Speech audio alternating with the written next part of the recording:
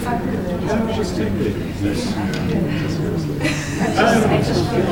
a really good.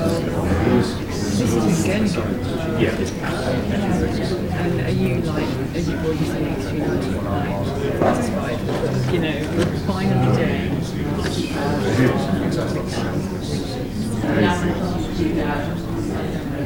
These are Marines. He was embedded with the US Marines. Oh, I see. Okay. No, I was thinking, well, Rupert Jones is very different. He's like a general. He, you know, it's fantastic research. I just said he was like, oh, right, he said that he and I were at university together, and our wives are best friends. Our sons are in the same school, so we sort of, and when he was doing history training,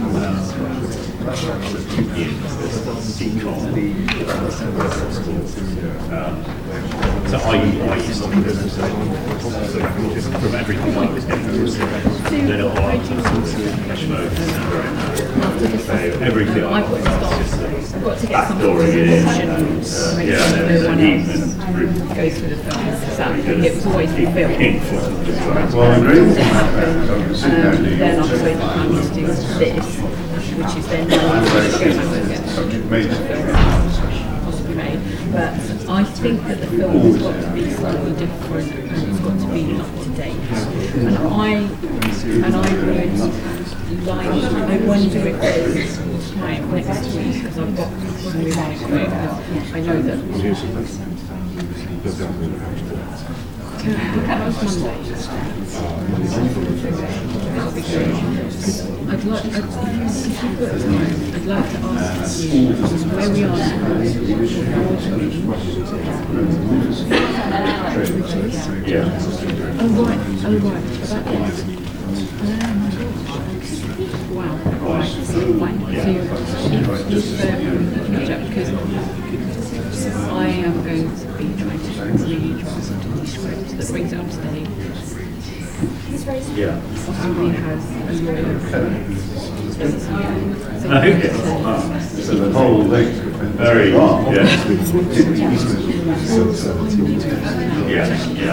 I know. So that's why I am trying to desperately very quickly do an option. But now I was explaining it to Sarah that it protects you. Someone could just and say it's based on, they do, that's what they do. So, and Sarah's quite keen, so I just need to find a lawyer. Do you know? Yeah, I can do it. No. So literally, and I said to Sarah that she's been fantastic in this, and she's quite keen to do it because she feels that it will help to see it. But so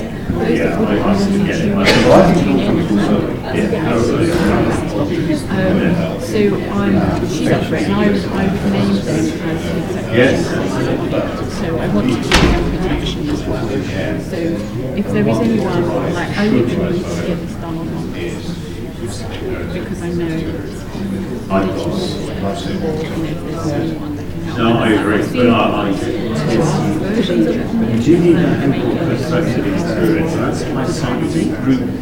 But you're so right. I think now it's the real thing. There'll be, it could get worse. certainly Bruce was very good. Great body of work, the Australian military, Gus Campbell.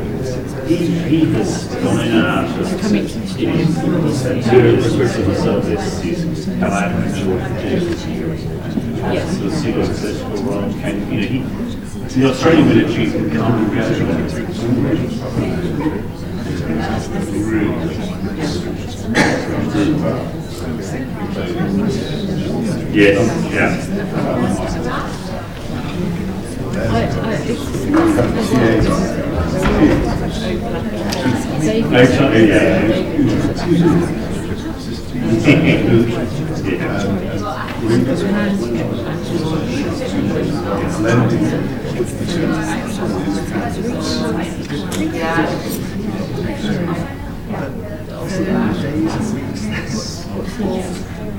Yeah.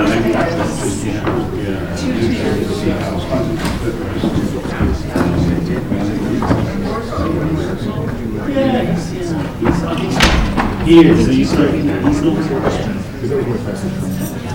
think they get it's not very pick it out here. And they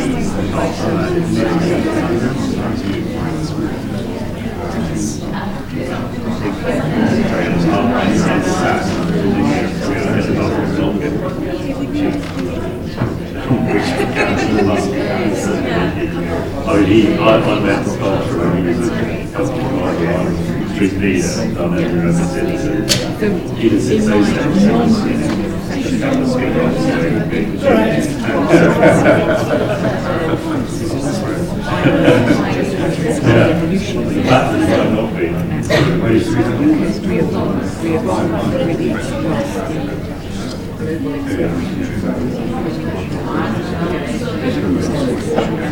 So I was thinking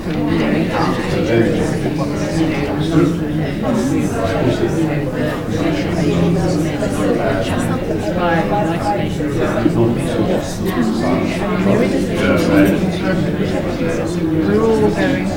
I'll never forget what you said. Yeah, that's interesting.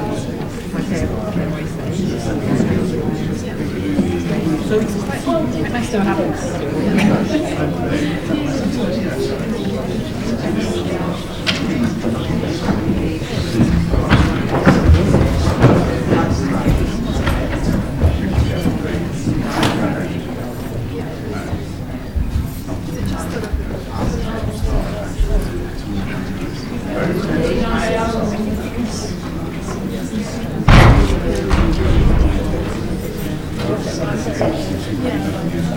Well, actually,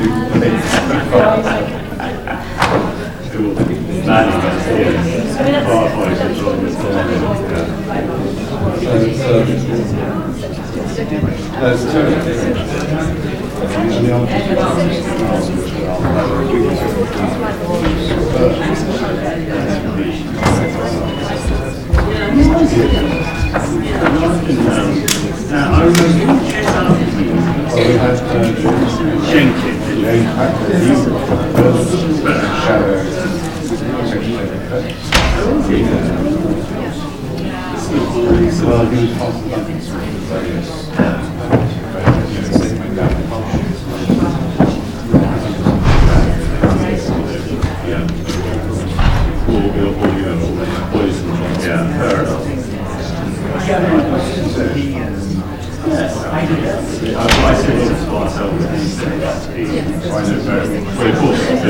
he was the release.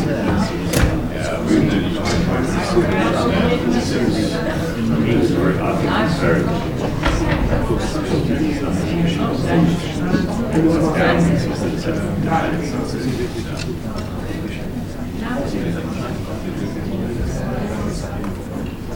he reached his level of big confidence.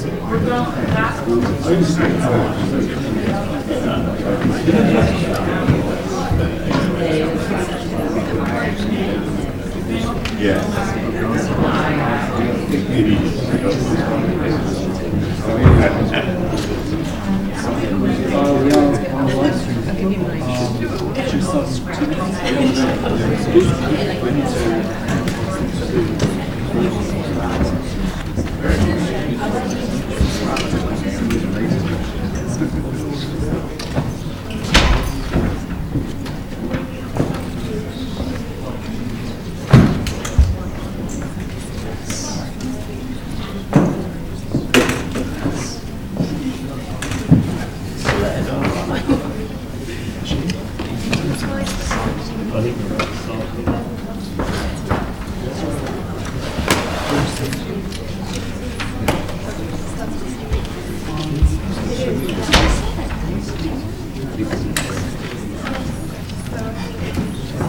Oh, right. Possibly. Throw some vegetables. That's my day job. That's not. Yeah. Absolutely. Yeah, still you see what I mean? Yeah, no, I think that. Actually, it's the worst. Before I joined the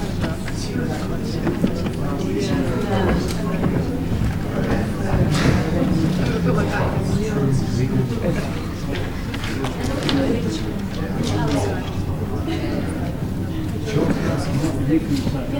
Hamish, yeah. Thank you for the Not at all. Quite very glad that. Yes, I'm right. You did go down to we wrote a piece of Telegraph. Yeah. I think I was team at Okay. yeah, and then music. So, where does Con fit in?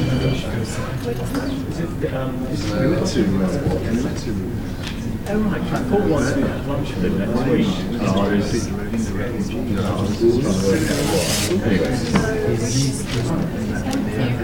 don't worry, I haven't even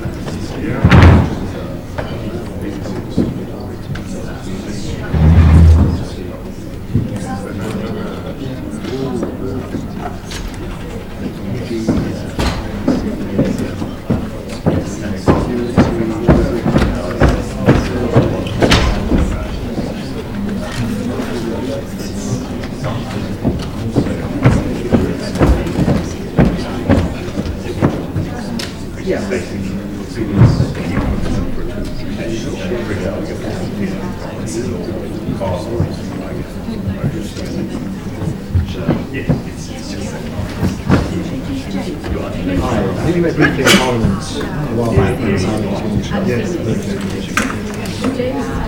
The confidential Yeah. Hi. Nice to meet you. Thank you.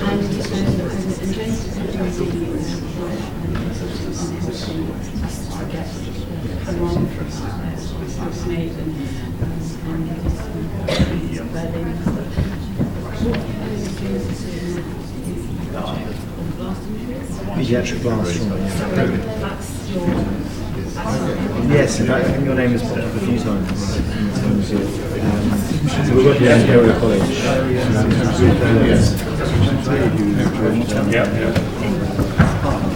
People and do you know my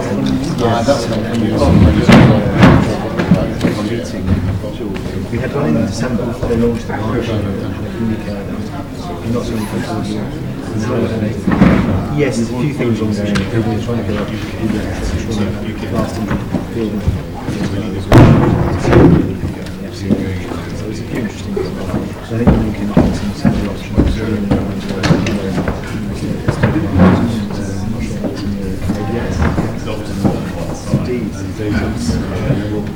Yes, I'll get your details to the side. I'll call you up.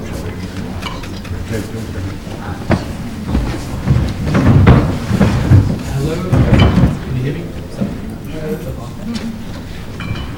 Okay, I think we should get going. You can't hear me? Speak up. Hear me, please? No, I can't hear you.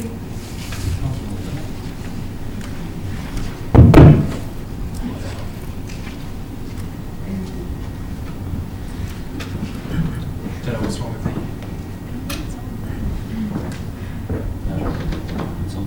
Is it on? Can you hear me now?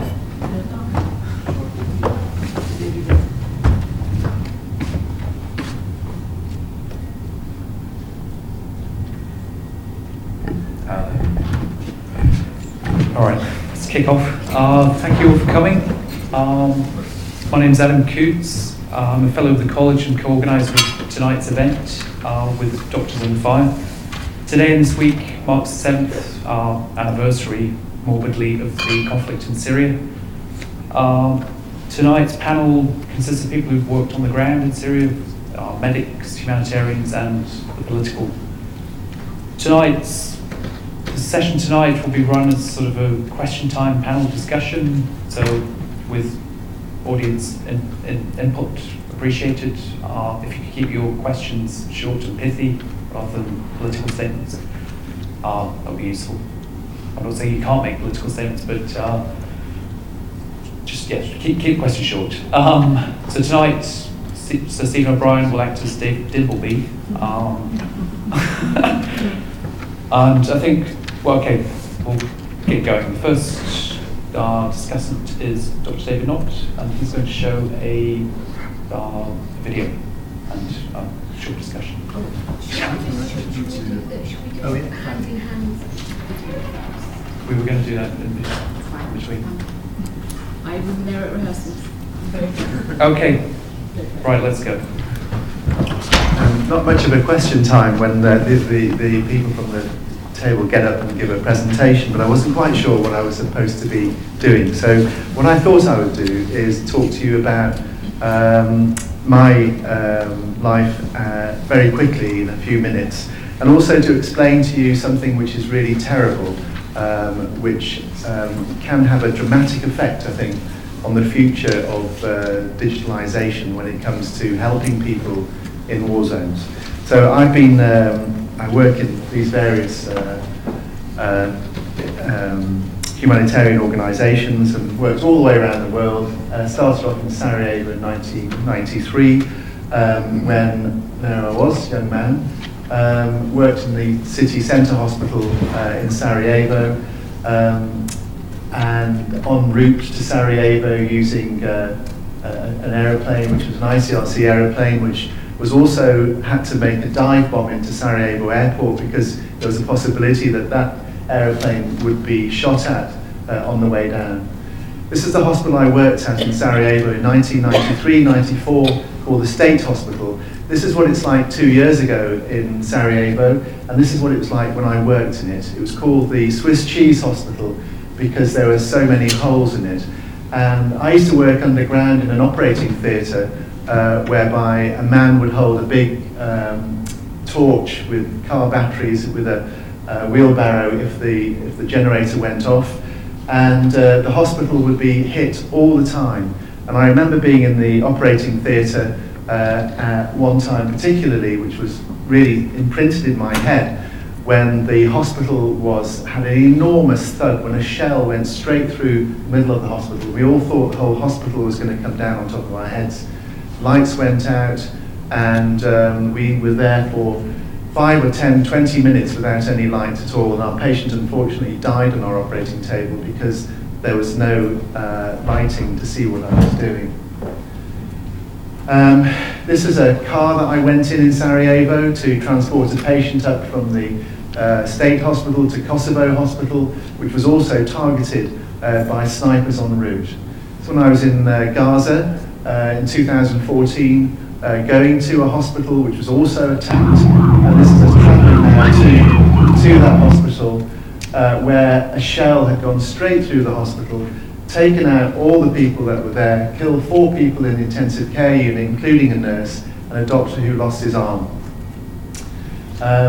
Of course, we're here to talk about Syria, and one of the most important things I'd like to talk to you about is also ambulances. This gentleman was probably the most courageous man I've ever met. He used to take patients from our hospital in Aleppo and drive them up to Turkey. His ambulance was constantly shot all the time. Circling aeroplanes would watch him in the middle of the night, target him, and he lost his ambulance and luckily survived. Now this is going in 2014 when all the hospitals were being attacked in Aleppo, and this just shows a brief of us arriving in Aleppo in 2014 in early September. I left 6 weeks later in October.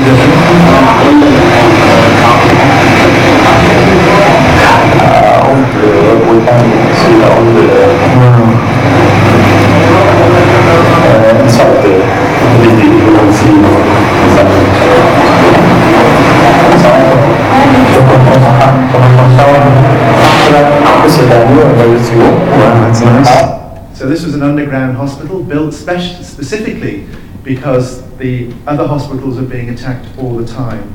Last year had full of patients. Yeah. There was This was in 2013. I operated in this hospital, but this last year had full of patients. There was 1, 2, 3, 4, 5, 6, 7, 8 patients, and I remember having operated on quite a few of them last year. And the barrel bomb hit the hospital, blew out the windows and killed how many patients? 4 killed. 4 killed, and about 10 injured with shrapnel and everything else. So you can see the devastation. Interesting to have a look at this down here. You can see where the rocket came down the mosque here and totally and utterly destroyed the building. This is where we used to have our breakfast. And this is an underground hospital with one of our patients. I want to tell you a story. I think this is a really important story. When you are sitting at home, wherever you are, you're still in contact with the doctors in Syria. And I'm in contact with them all the time. And going back to when they were under siege in Aleppo in 2016, between July and right to the end, when the whole Aleppo was finally taken over by the government forces, there were doctors sitting in a hospital who were asking for help all the time. And here I am in my office giving help to them via Skype. So they're showing me a patient who had his jaw blown out, and they wanted me to help them do this operation to try and fix this man's jaw. They've never done it before, and these are people who I knew very, very well. I've trained them all. I've worked very hard with them both in 2013 and 2014. So I want to show you the story about this patient, and also to discuss, which we can do, the real crisis of really what's happening. Underground and under siege, a rare glimpse into an operating theatre in Aleppo. Hollywood doesn't do the reality of war, so this is what it looks like when a man has his jaw blown off. In rebel-held Syria, being a doctor is a dangerous game. 754 doctors have been actively killed in the north of Syria since the conflict started in 2011. And it's suggested that being a medic or even a patient in a hospital is probably the worst place you possibly can be in, because hospitals are targeted constantly, doctors are targeted constantly.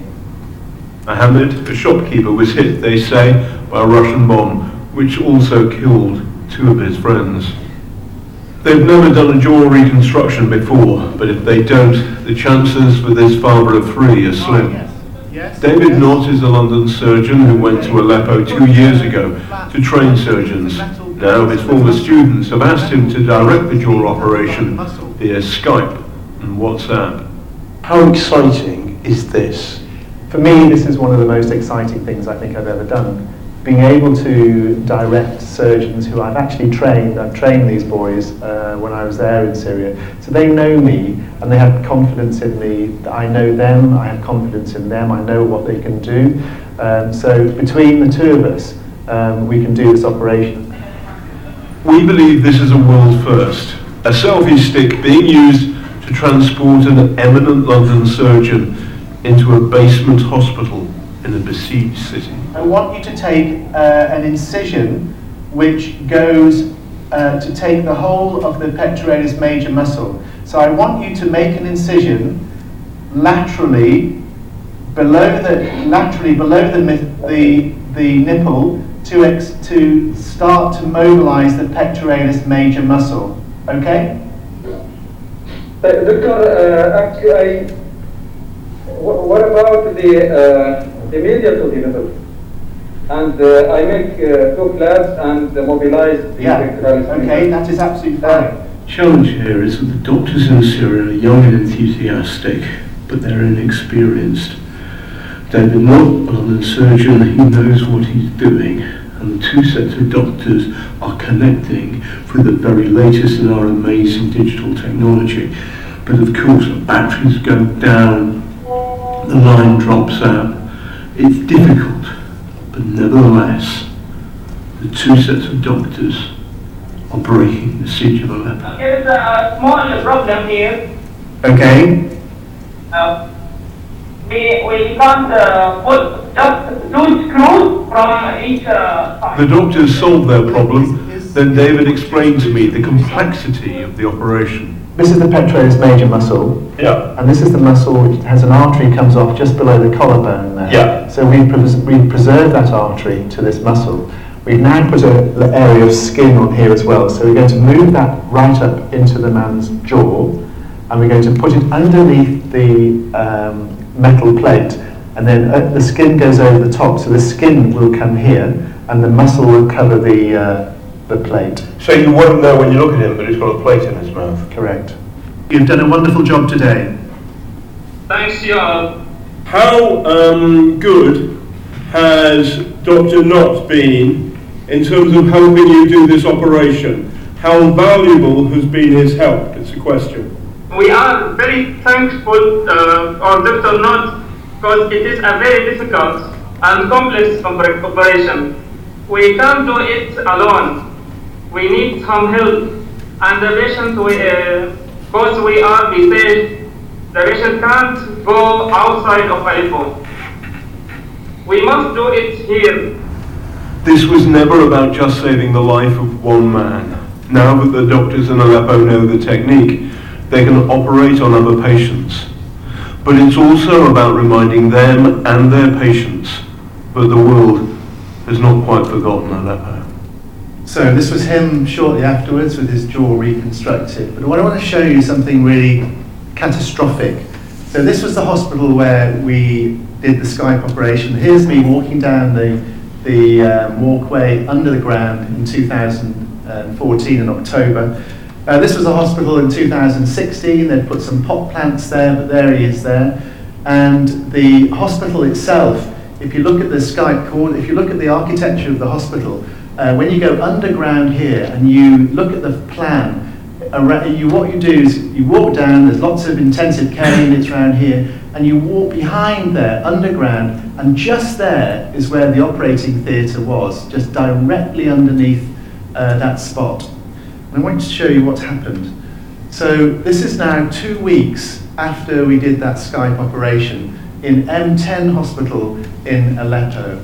And you can see here that this gentleman here is slightly anxious because he can hear some sort of jet flying around or something like that, and looks up into the sky and is worrying that there's something about to happen. Remember, the operating theatre is just directly underneath that gate.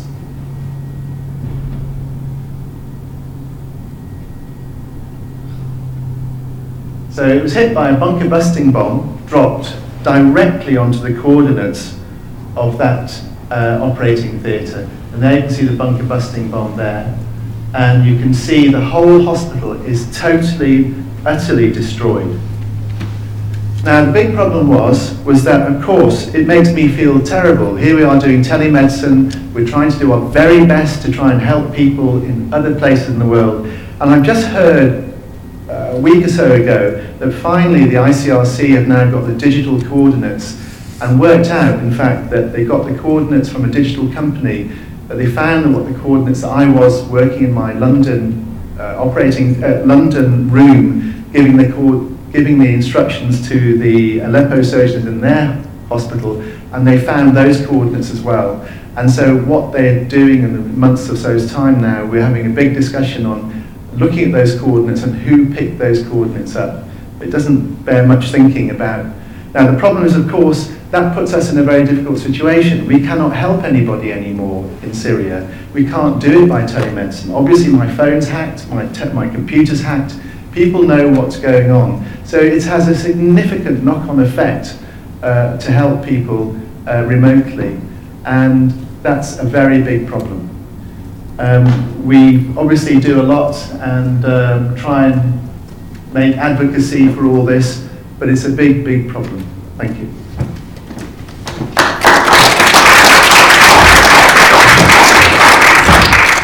Well, David, thank you very much indeed. And I'm going to sort of now coordinate things before we get to the question time.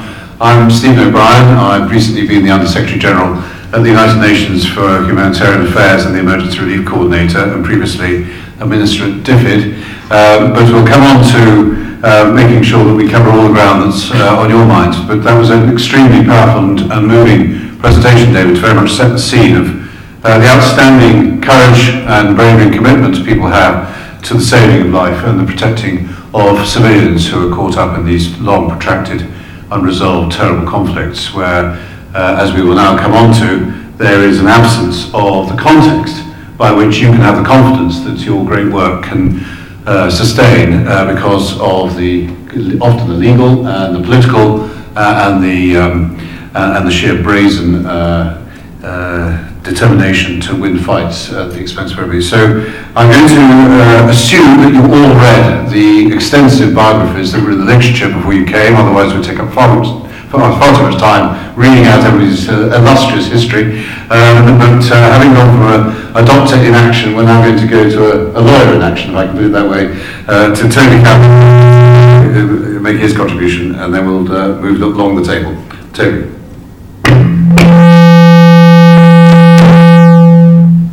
Thank you very much. I hope everybody can hear me.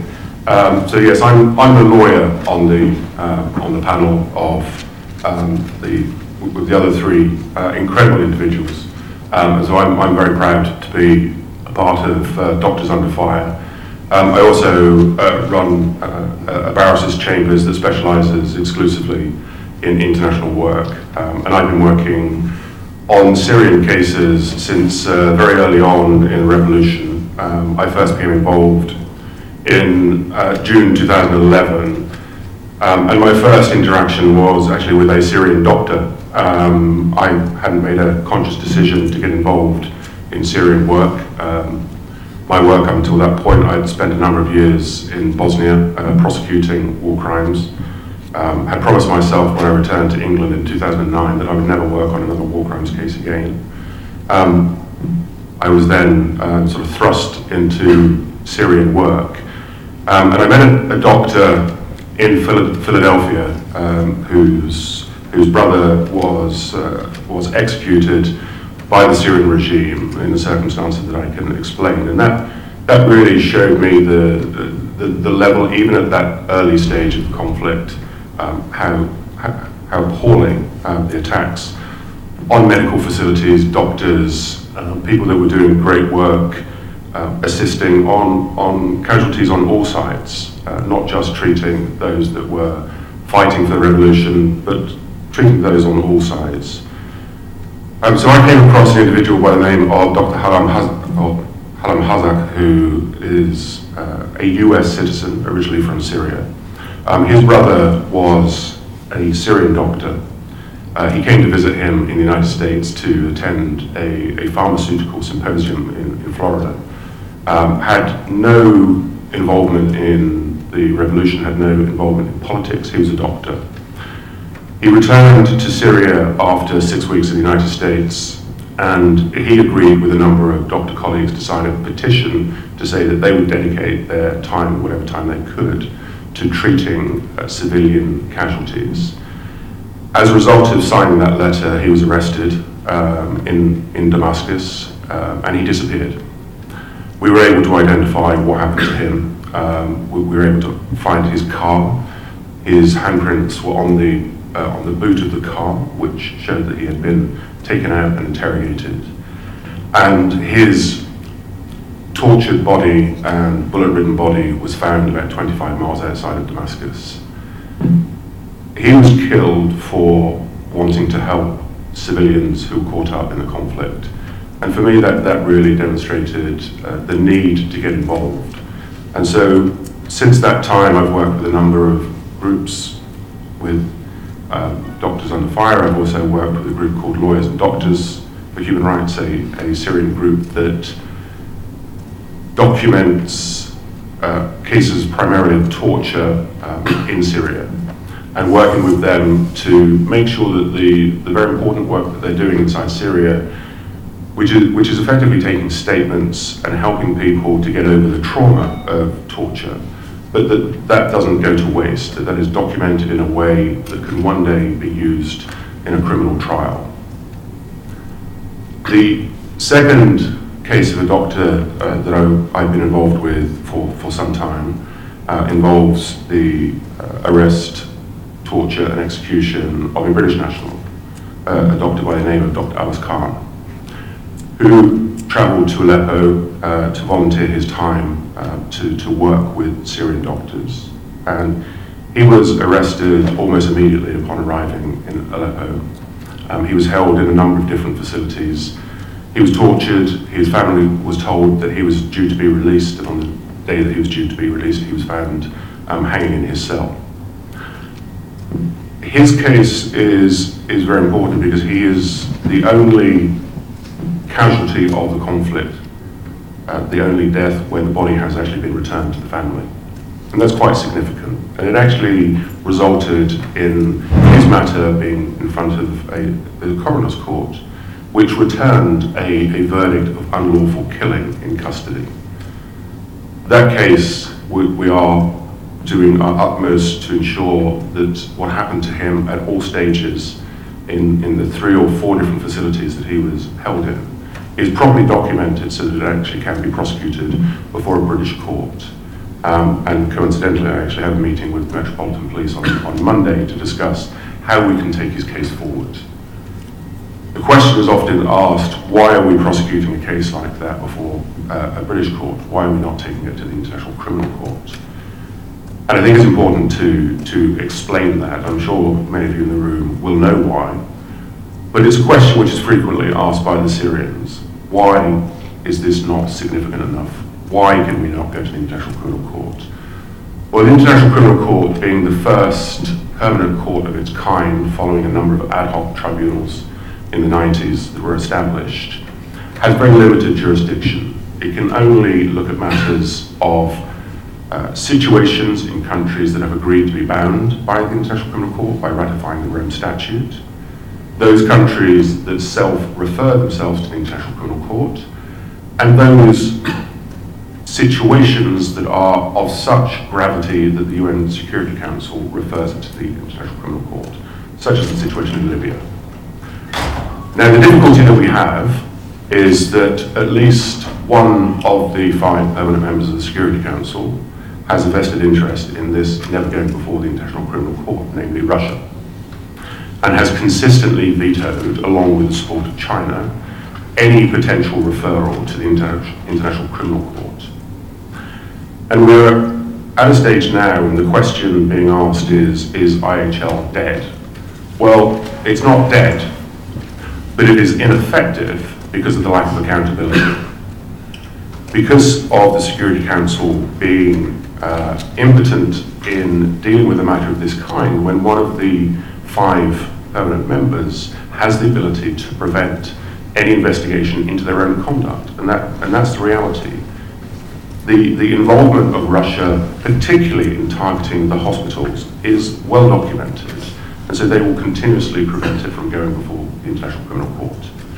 What we have been left with is going through the UN General Assembly that has no power of veto. And what we've recently seen is effectively the best that we can do, which is setting up a mechanism, a UN mechanism that will serve as a body that can take evidence, that can formulate cases, but it has no judicial character.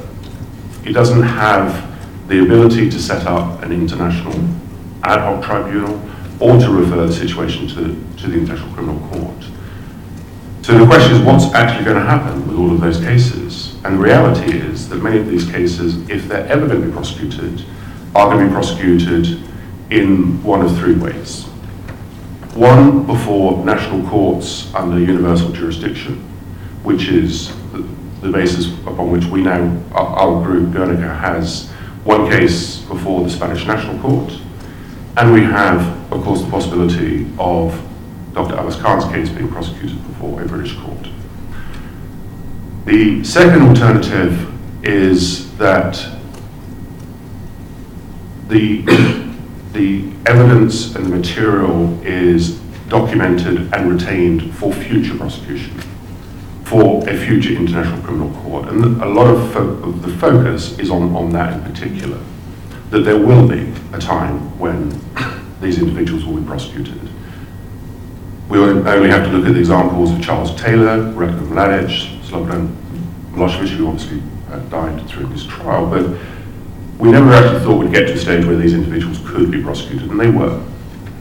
And then the third area that we spend a lot of time working on is that when you look at a conflict of this kind, and I can draw a comparison with the work in Bosnia. When I started at the prosecutor's office in Bosnia, we had 10,000 cases to deal with, which was simply impossible. We were never going to be able to deal with that many cases. Plus we had to deal with the overflow from the Yugoslav tribunal in The Hague. But you have to recognise that the vast majority of this work will be done by national actors, by national institutions, by Syrians. But they can only do that with our support. We have to provide them with the resources, the skills in which to build up institutions, because there will come a day, we all have to hope, where Syria is a democracy, where there are democratic institutions, and these institutions will have to take on a large share of this. Now I appreciate, and I can see some of the looks in the room already, of the utmost cynicism, which I share. But we have to work on that basis that the vast majority of this work is going to have to be taken by Syrian institutions at some stage. And that is certainly one of the points that I've made to the UN mechanism that they really need to focus on. They need to work much closer with Syrian institutions, with Syrian civil society groups that have a huge contribution to this. Because the one thing, and one of the questions that I was asked before I started speaking by Saleha was, you know, we learn from past experiences. Well, we don't. We make the same mistakes time and time again. We don't build up national capacity that will have to deal with these types of matters. And that's very, very important. We have to focus on that. But we are faced with a situation when we look at half the Syrian population is either displaced, dead, disappeared, or in detention. And the final point, I know I said I'd only be 5 minutes, but I did say that I'd probably extend that. One of the areas that our group has focused on is the detention facilities, the underground prisons, where there are tens of thousands of individuals who are still missing. And I had the fortune of meeting an individual who has become known as Caesar several years ago, when he first defected. And when you look at the material that he has documented, what he was forced to do on a daily basis, documenting thousands of individuals who had been starved and tortured to death. The detention facilities is a particular focus and must be a particular focus because there are estimates of at least 100,000 individuals who are still in those prisons. The international community has no access to those prisons.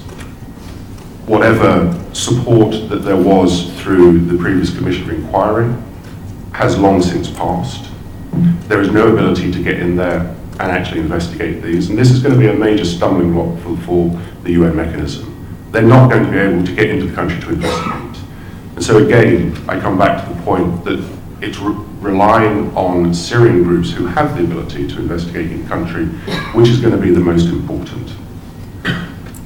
So there is a great deal of pessimism whenever we talk about these things. But I see a lot of very, very good work being done. I see the work being done by the others on the panel. And I work very, very closely with Syrian groups that are putting their lives at risk to make sure that the history, that the documentation is not lost. And that's very, very important. And we have to hope and we have to push that one day these individuals will be held accountable, whether that's in a court in London, in Madrid, or The Hague. That will happen one day, as history has shown us, that that is the most important. And so IHL is not dead. It is very much alive. But at the moment, it's just a series of documents that are not being adhered to. What we have to do in order to reinforce the importance of those rules is to ensure that there is a level of accountability, because it's only through accountability that it will ever have any meaning. because Assad can sit in comfort in his palace in Damascus knowing that nothing will happen, and he can continue to do this. And then the rules that we refer to will be truly dead, and so it's the accountability that we have to focus on. Thank you.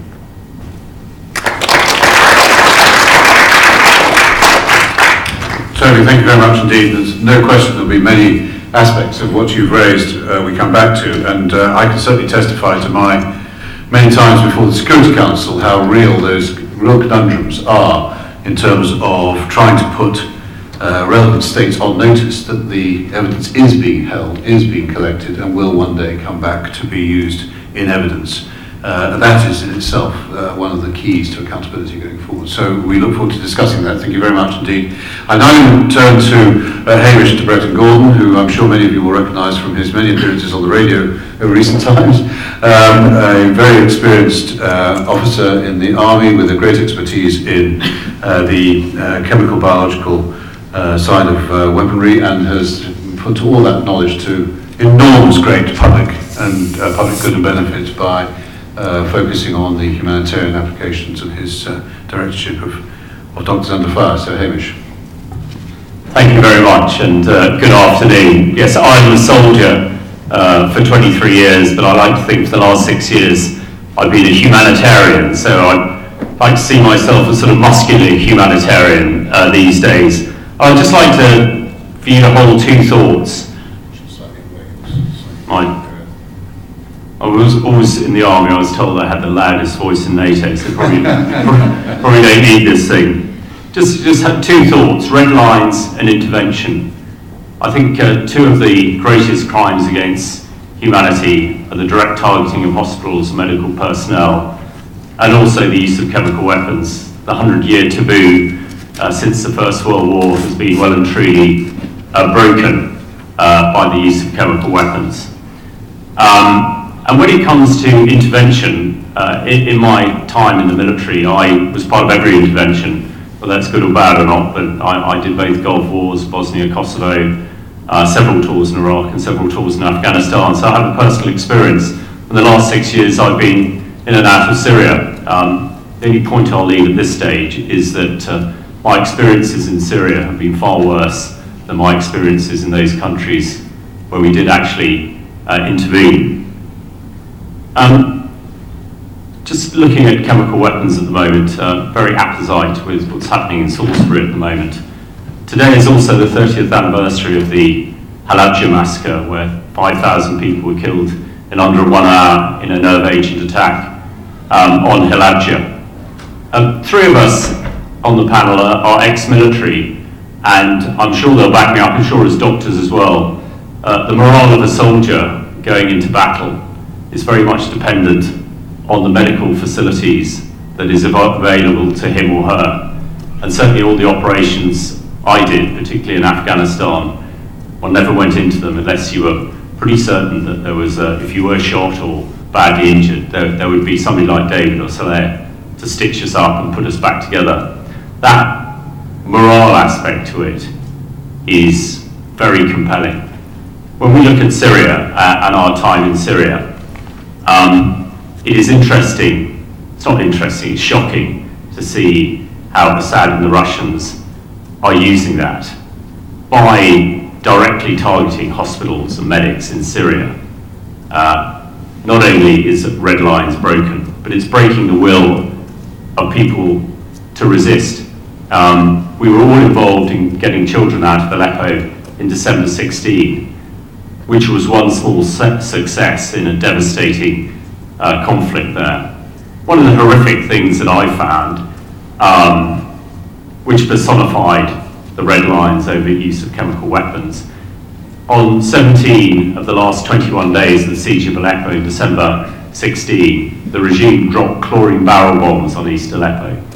The heavier-than-air gas went underground into the cellars where children and women were hiding. It forced them above ground, where they were then shot at by snipers or conventional weapons, and eventually led to, in effect, their surrender and their ethnic cleansing to Idlib province.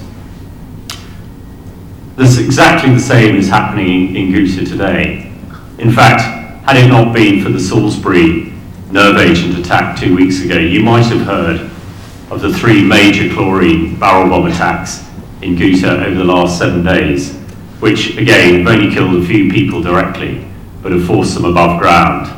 And the Union of Syrian Medical Charities, which all of us support, run 8 hospitals in Ghouta. They've all been destroyed in the last few weeks and months. And when it comes on to medical facilities, again, having been on the battlefields of the world as a soldier for 23 years and the last 6 years as a humanitarian, the rules of war dictate that adversaries hand over detailed locations of medical facilities so that they can be avoided and protected, and a red line is put around them. In the Syrian conflict, one that we haven't intervened in, this information has been used as targeting data to do something in the military we call dynamic targeting. You feed 8 or 10 figure grid references into a targeting computer that then gets transcribed to an aircraft and a spotter on the ground so that you can drop a precision guided weapon onto a square about 1 meter square. And as you saw with David's video of M10, that is exactly what has happened. And doctors under fire, what is our role? Are we an NGO? We're a lobbying group. I think crucially what we're trying to do is to lobby world leaders to start to reimpose red lines and get rid of taboos. I feel, as a chemical counter-terrorism expert, that we are somewhat responsible, we the Brits, for what has happened in Salisbury.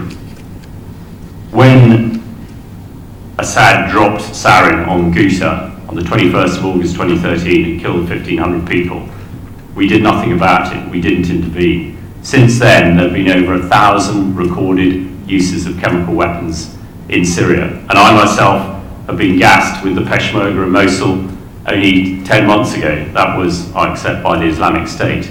But we've sort of brought it on ourselves, and whatever happens in the Salisbury incident, I think a lot of it might be that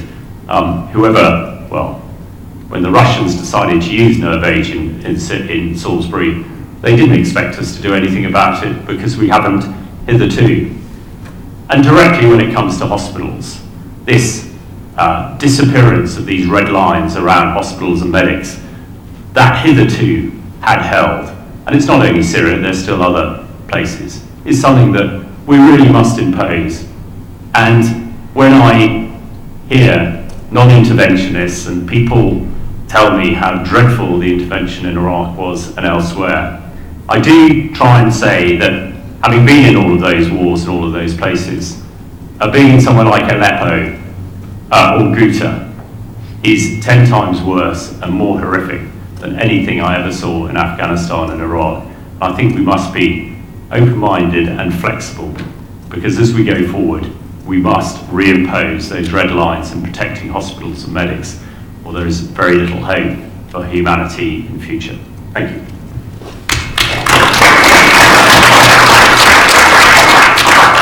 Thank you very much indeed, Hamish. Again, very powerful, and certainly I think all of us who've had in a sense, the opportunity, but also the horror of seeing these bombed out places which have been subjected to such terrible, direct, deliberate crimes against humanity. It really does make you realise that the reality on the ground and the divorce from the big institutional architecture which Toby was referring to, which David has been working with ever since started, is where I can see so much of the testimony is being to tidy. I'm very much looking forward to our discussion, because this will be how do we get the reality of the ground to be held to account so that we can start making a difference in the future. And to that end, I want to make sure that we also hear the voice from within Syria. So we have Fadi Al-Diari with us, who's the country director of Hand in Hand for Aid and Development. We're very grateful he's got a moment to be able to give a bit of more background and context for us. And operating very much in the UK and Turkey and Jordan, but for, as I understand it, uniquely the needs of Syrians in Syria. So to Fadi, who has a presentation which I think as Adam comes down the stairs, it gives me an opportunity to thank Adam Coots and the Department of Sociology for arranging all this. So thank you very much, Adam. Those who know Adam, he'd be the last to lay claim to doing great work, so well done. And so hopefully we'll have Fadi's presentation that we can then look at, and then we'll conclude the presentations with Soraya, and then we'll open it up to the floor. So Fadi, over to you. Thank you, Stephen. I mean, it's good to see you. I mean, it's an interesting discussion. Probably I'm the only one who's having some Syrian origin behind. I think it's quite flattering, I mean, standing here, because you have no roots to Syria, but I mean, the way you spoke made me feel like we're doing nothing compared to what you're doing, guys. So thank you again. If I may play the video now, and then we can talk.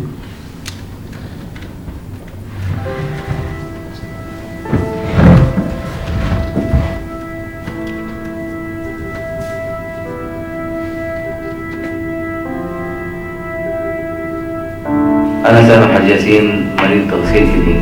أنا كنت أغسل بالمناطق الحدودية بمشفى باب الهواء وبيتلي قبل ما يتفعل المشفى بفرن بين الجراحي، وبعد ما تفعل المشفى نحن صرنا نغسل هون. والمشفى هون كان على يخدم قسم كبير من المرضى. أنا اليوم كان دوري بالغسيل. جيت لهون تفاجأت إن المشفى مدمر بشكل كامل، وقسم الغسيل متضرر ضرر كبير. فراح نعاني كثير نحن من الموضوع هذا، ولذلك علينا المعاناة انه كل الاقسام اللي كانت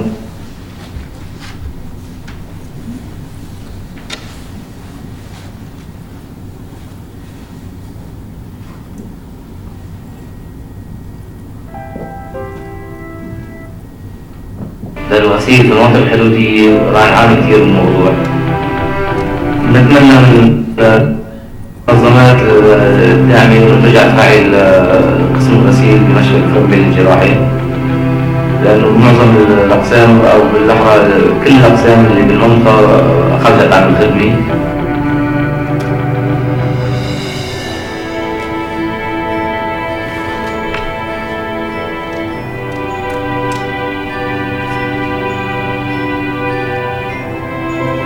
اليوم طبعا بعد استهداف المشفى امبارح على مطار الطيران الحربي، المرضى اللي لهم دوار اليوم طبعا بيجوا بشكل اعتيادي على دورهم، اجوا فوجدوا المشفى للاسف مدمر بشكل كامل. فالمريض قاعد يعني دخل فيه الارض بمراحبه مثل ما بيقولوا، لانه ما في مكان بقى له، لانه كل المراكز اللي موجوده في المنطقه اتدمرت، خرجت عن الخدمه بشكل كامل. فبنتمنى من الجهه الداعمه ترجع فاعل القسم، ونحن ان شاء الله مع كفايه القسم جاهزين نرجع نخدم اهلنا والمرضى اللي ما لهم غير الله، ونحن طبعا في القسم.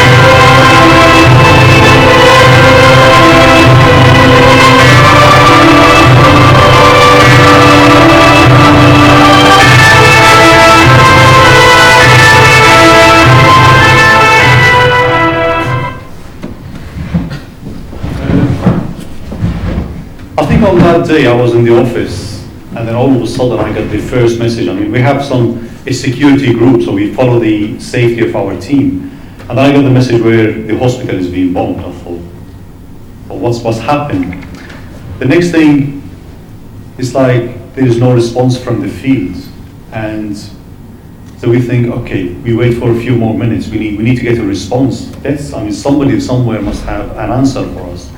And then like 6 minutes later, the response was, we are okay, but a second bomb has landed, so it's 6 minutes later. And then we thought, okay, so is everyone okay? They said, yeah, so far we are still okay. Now, luckily, I would say, now previously this hospital on the 25th of March, it was previously attacked from the air. And since then we decided like, okay, I'm going to come clean. I'm going to share the coordinates with the Russians, with the American, with the British. So we kind of like, I contacted the Russian embassy here in London. I said, look, I mean, these are our coordinates, and these are purely humanitarian facilities. They ignored me, the Russian embassy here. Thought, okay, I can escalate it. So we went through UN OCHA, and UN OCHA kindly contacted the Russian Center for Reconciliation, which is in Latakia, and they acknowledged receipt of the coordinates, and they thought, okay, it's on the exclusion list. Now, I was like so confident in my office thinking, no, we won't be hit again because we share the coordinates. And then when it happened, I thought there must be something wrong. So straight away I was on the phone. No, actually, somebody from UN OCHA contacted me saying, your hospital has been hit. So immediately, the minute I knew about it, the UN were on the phone to say, you've been hit. It's like, yes, I'm hit. So they kind of like, it took like 41 minutes between the first attack and the final attack before we got, yes, all 4 bombs landed on the hospital and they took it out of service. I think the first bomb, it hit the fence, the fence outside. So it gave us like 6 minutes to evacuate from the above ground into the underground. The underground facility was dug entirely from scratch in the mountain. So it's an area of 1,800 square meter at a cost about just under $500,000. And before we managed to finish it, the hospital above the ground was destroyed. But luckily now, we moved to the underground facility. Now I know I was only allowed 5 minutes, so I'm nearly my time. The hospital, as you saw in the figure, is served 83,845. Out of these, ICU 668. Internal medicine clinic, for example, 5,257. Emergency room has served 15,588. So these are some of the figures we have. And thanks for, I know Stephen looking at me. I think I will sum it up. Thank you again for listening. Thank you.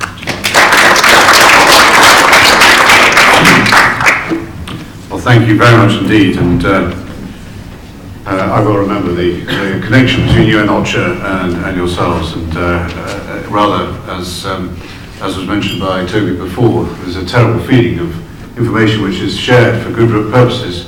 You then aren't quite sure whether you've actually been part of the problem rather than the solution. It's a terrible quandary for those of us who are motivated to be in the life-saving accountability. So there we are. Thank you very much indeed for that. And so finally, by no means least, Saleh, you're going to be able to try and pull a lot of this together and how we try to be more impactful going forward to be able to serve people whose needs are just beyond belief. So Hamish has already spoken about who we are and why we came about. There we go. Yes, Dr. Thunderfine. I am an emergency medicine doctor. I came to medicine late. Before medicine, I was in the army. I had, like many medics, I had followed the career of and the work of David and admired him and what he had been doing in previous conflicts. He's a little bit of a legend. And when I left the army, I started to work in conflict zones. There was another surgeon who inspired me as well, Mrs. Pauline Cutting, who was with her work in Lebanon during the 80s. When I first met David, he'd been involved in the work in helping victims in Haiti. We discovered that we overlapped on people that we knew on the work we did. We often ended up in the same country, but in different areas. In Libya, I was in Tripoli, Bani Walid, and David was working in Misrata. But it was through Syria, what was going on in Syria, that we actually joined together and really thought, this is off the scale. This is bigger than anything else that we've encountered. What are we going to do about it? And I think just the anger as doctors, as healthcare workers, as humanitarians, against the way that our patients, our staff, our colleagues, our facilities in Syria have been so indiscriminately targeted with with so little disrespect for the instruments and the mechanisms that are in place to protect us, we came together as a group and we just thought, well, what can we do? What is out there already doesn't seem to be doing it. So maybe we come together, we can vent together, we can maybe act and try something new. And that's how Doctors Under Fire came about. David was connected with Toby and with Hamish, and I think 2 years ago now, every year it's shocking that it's still Syria. So I think it was 2 years ago, David said, let's gather, let's call ourselves Doctors Under Fire, and let's have a march. Let's voice our anger, let's write to the Prime Minister. Yes, we did all that, and it was extremely powerful, but we're still here. That's how Doctors Under Fire came about, and it's just giving us an identity to maybe join the push forward, to push for change. Me personally, I was an army officer. I went to Sandhurst and then joined the Royal Army Medical Corps as a non-medic. I was a medical support officer. I served in Bosnia in the 1990s. All my soldiers were combat medic technicians. As a non-combatant myself, because I was within the Royal Army Medical Corps, I wore the emblem when I was on ops, on operations. So did my soldiers. I spent the majority of my time driving around in a Land Rover, very clearly marked with a red cross on the side of it. And I felt safe and I felt protected because of who we were. We didn't feel the need to hide that emblem or who we belonged to or who we worked for. Now, fast forward to now, I would never do that. I would put my stethoscope at the bottom of my bag and I would pretend to be something else. I wouldn't openly declare that I'm a medic when I go into Syria. Doctors are considered the most dangerous people on the ground in Syria to those that wanted to Syria, to the Russians and the Syrian regime. I'm just going to say it. As Hamish was saying, medics in conflict and the work that they do is just so powerful and so important for the morale of the people that you're working for. They've got safety and security and the knowledge that if something happens, there is a team that is protected to be able to look after them. They do not have to worry about being taken to a hospital that might be bombed. In Syria in 2013 when I was there, none of the team, none of the staff undressed at night to go to change their clothes or whatever when they went to sleep, because everyone slept in the hospital. I asked the team, you know, gosh, does anyone ever like have some downtime? And the girls never took their headscarves off, and the reason being, you just don't know when a barrel bomb is going to come out of the sky and you're going to have to run out. That's the change. I've worked in Palestine, I've worked in Libya, and I've worked in Syria, and every step, Syria, as I said, in comparison to those places, off the scale. I went off to, so after Libya I decided that I want to learn about the mechanisms officially, so I went off and did an LLM in International Human Rights and Humanitarian Law at Essex. And I was really impressed with what I learned about the evolution of international humanitarian law, how it came about, how the pioneer Henry Dunant in 1864 came up with the concept that there should be some way of protecting those parties to the conflict. And then the Geneva Conventions came about. It came about because of the most, you know, it was born because of horrific war conditions to protect the soldiers on the ground, to make sure that they could have access to healthcare. And then it evolved over years and subsequent wars to protect civilians as well. Then we had the League of Nations in the 1990s come about because of the horrors of the First World War.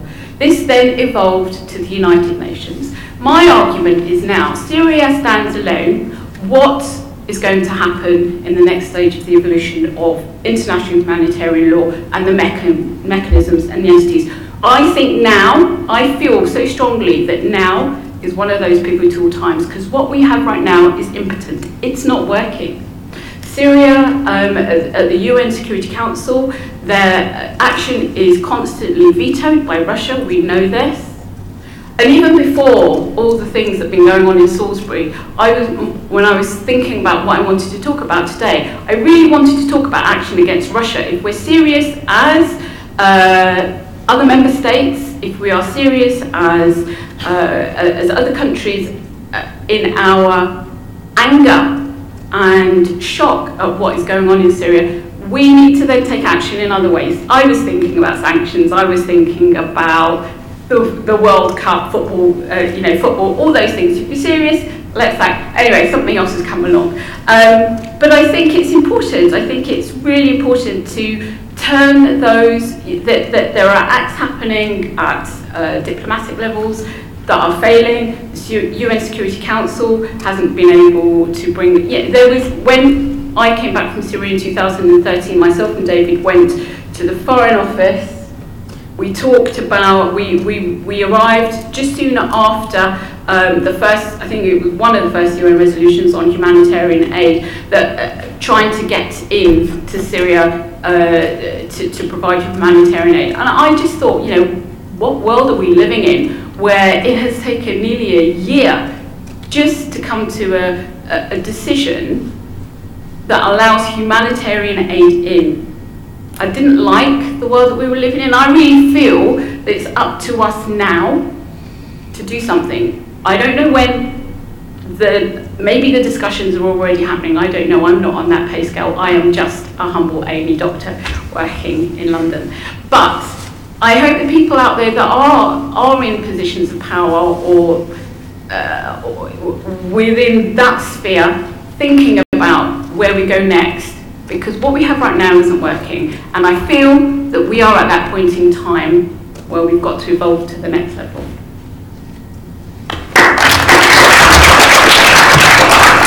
Thank you very much indeed, Celia, and I think that tees us up very, very well for a lot of the issues which I dare say are on your minds, and I'm very keen that we should get a real sense of the various points and questions which you now have in the audience, bearing in mind that the event is described as attacking health, the end of humanitarian law, question mark.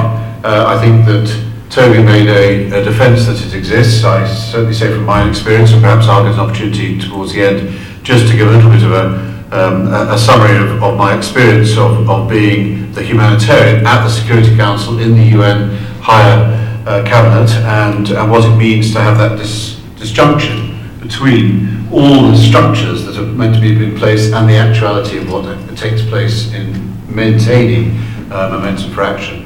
But the context is, and I think it's a very important point that you raised, Celia, is that international humanitarian law, and Toby will be the expert who's able to describe this, has been around since the 1860s and has developed, of course, through experience. Of course, it didn't in itself stop 2 world wars and all the terrible horrors. Its custodianship in Geneva, and very much under the leadership of the International Committee of the Red Cross. These are not part of the UN, which in itself was a successor to the League of Nations, and the lessons that were learned from how that didn't operate well. And the one thing I found very important to use as the Under-Secretary General in my presentations, which I have to confess were regarded as somewhat forthright at the Security Council, particularly on the issue about East Aleppo, when we'd had the terrible bombing of the UN convoy south of Aleppo, and saying that we needed to have accountability, is international humanitarian law as against the Charter of the United Nations, unamended for 72 years. So it stood the test of time, it does well, but it is to do with the regulation of states. And the sanctions only impinge upon human beings when you have this marginal crossover to the international criminal. You've got the Universal Declaration of Human Rights, a magnificent document, which is again stood the test of time. We've now got Agenda 2030. I'm particularly fond of SDG 16, peace, justice and strong institutions. And from the World Humanitarian Summit in Istanbul in May 16, we ended up with our 5 core commitments for the agenda for humanitarian action. And of course, number 1 is prevent and end conflicts. 2 is respect the rules of war. 3 is leave no one behind. 4, work differently to end need, i.e. across everybody, and invest rather than simply grant fund humanity.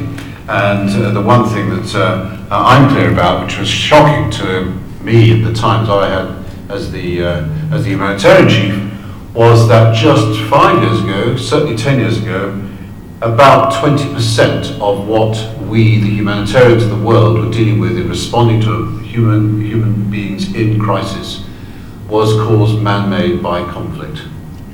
There were many protracted crises. You only have to think of Dadaab camp in northeast Kenya, from the Somalia crisis, where 2 generations have now been born in the camp and have no prospect of going home.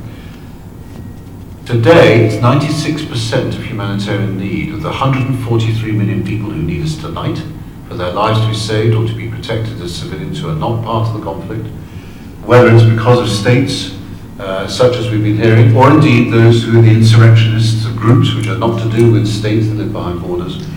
And of that 143 million who need us, we need about $23 billion, and then mobilize somewhere between 1/2 and 2 million people who are in their various ways humanitarians in all the sectors to bring to bear, including, I would certainly add, the military, who are brilliant at being able to bring assets and disciplines to bear upon so many emergency responses, but it's more and more difficult when 96% is out of man-made conflict, to which I make the argument, therefore surely is capable of being unmade by man, which I think is your primary argument. And the institutions that we have are challenging. So I think that's the context of the law. The international humanitarian law does apply to every individual. It isn't just a bind on states. And I think that's where the question we have in front of us today is vital for us to understand. And I don't want to get too heavily. I was actually taught law here at Cambridge, but only practiced for 5 years as a lawyer, which I think says a lot about my quality as a lawyer. But certainly the international legal side is very difficult because of this question about enforceability and accountability, and how do you get it to work so that people feel concerned about it, rather than simply nodding and moving on and then still wanting to win their fight. So can you perhaps indicate with a show of hands how many questions we've got in the room, so I can sort of try and gauge the amount of time so we can have a good interaction. So 1, 2, 3, 4, 5. We've got a good half dozen in the room. So what we'll do is we'll take perhaps a group of 3 questions. I won't necessarily get everybody to answer every question, but pass them out, and then we'll have a chance at the end just to make some very brief summaries, and I think that makes sure that we get some things going. So have you all got very loud voices? It'll save the time of somebody roaming around with a microphone. Well, by the way, we're being live streamed, aren't we, Adam? So do you need the microphone to be on their voices, or will they pick it up? There's one down there. There's one down here. So if somebody can be super speedy about getting microphones to people so we don't waste time trying to get people to win the microphone. Who's going to go first? Right, why don't you go first, but we get that microphone to you. And then there was a lady further up, was there? Or, yes, the lady there. Perhaps Adam, you could get the microphone into her hand to be ready. Can you give your name and any organisation or concern you represent before you make your question? Sure. My name is James Denzel. I work for Save the Children. This issue of adapting healthcare into conflict scenarios, I'm wondering whether we could unpack a little bit more. I mean, Hamish made the point about being a muscular humanitarian. We've gone from a world in which aid and health structures were protected spaces, now they're being targeted. And we did some research that showed a 100% increase in the numbers of attacks on schools and hospitals over the last decade. So we've gone from that world to that world. You mentioned already the notion of seeing Skype being used as a targeting device. I'm just wondering, we had a hospital that we supported in eastern Aleppo that put out a press release saying it had been destroyed to hope to stop being targeted. It was still operational. I'm just wondering if there's any ideas around how to better protect healthcare in conflict. Is it about having less big hospitals, smaller clinics, more diffuse clinics, unmarked ambulances, and anonymity for healthcare staff, encrypted communications around telemedicine, tight control over location sharing so you don't get media coverage that could potentially allow people to try and geolocate where things are? I'm just wondering how much thinking is going on that. Very good question. David, can you park that for a minute and then we'll come back to that. So, the lady up there. Hello everyone. My name is Saria. I'm a PhD student at Cambridge University. Just started, I'm focusing on public health and aging research. I'm come originally from Lebanon, so I'm a neighbor of what's happening in Syria, and I've been witnessing all this, unfortunately, and all the trouble that people are facing inside Syria and for the refugees who are living in Lebanon. I worked closely with Syrian refugees in one of my projects when I was doing my master's at the American University of Beirut.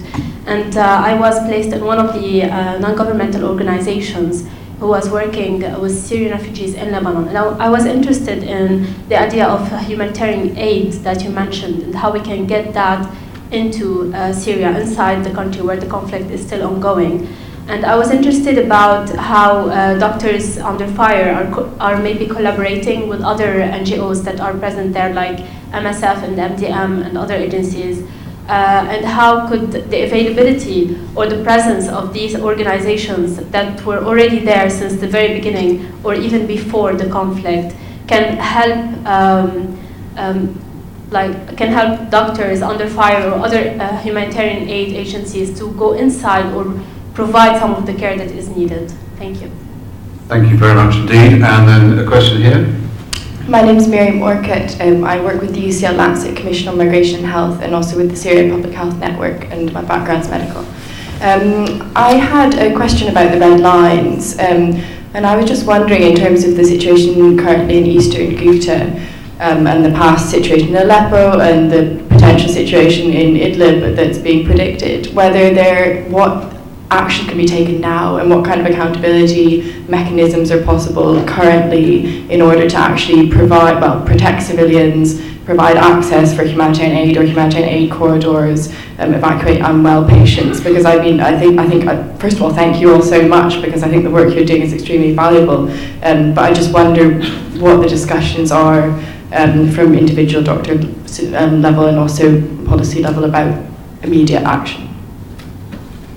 Excellent. So let's just have a little bit of a reaction to those topics. David, do you want to just make sure you tackle Jamie's question about what effectively has been culminated in the campaign of Not a Target, which is when a lot of us have come together to try and suggest we're not a target. But I would also add, very importantly, it's not just the static hospitals, it's the routes to mental care, whether it's ambulances or even walking routes between communities, and whether we need more outreach.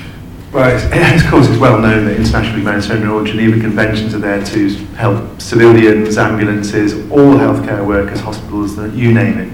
And when I was working in Gaza in 2014 during the war, the ICRC hospital had the biggest Red Cross on the surface, I'm sure you know, on the roof of the hospital, and the floodlights were on top of it, we were underneath it, and we were told that, this hospital will not be targeted. And it wasn't, in fact, during that. Everybody did comply, both the Palestinians, the Gazans, and the Israelis, that it wasn't harmed at all. Other facilities were, but certainly the ICRC hospital were. When I was working in Syria in 2013 and 14, we worked in small hospitals which were given code names, and also nobody wanted to know, we didn't want anybody to know where the hospitals were.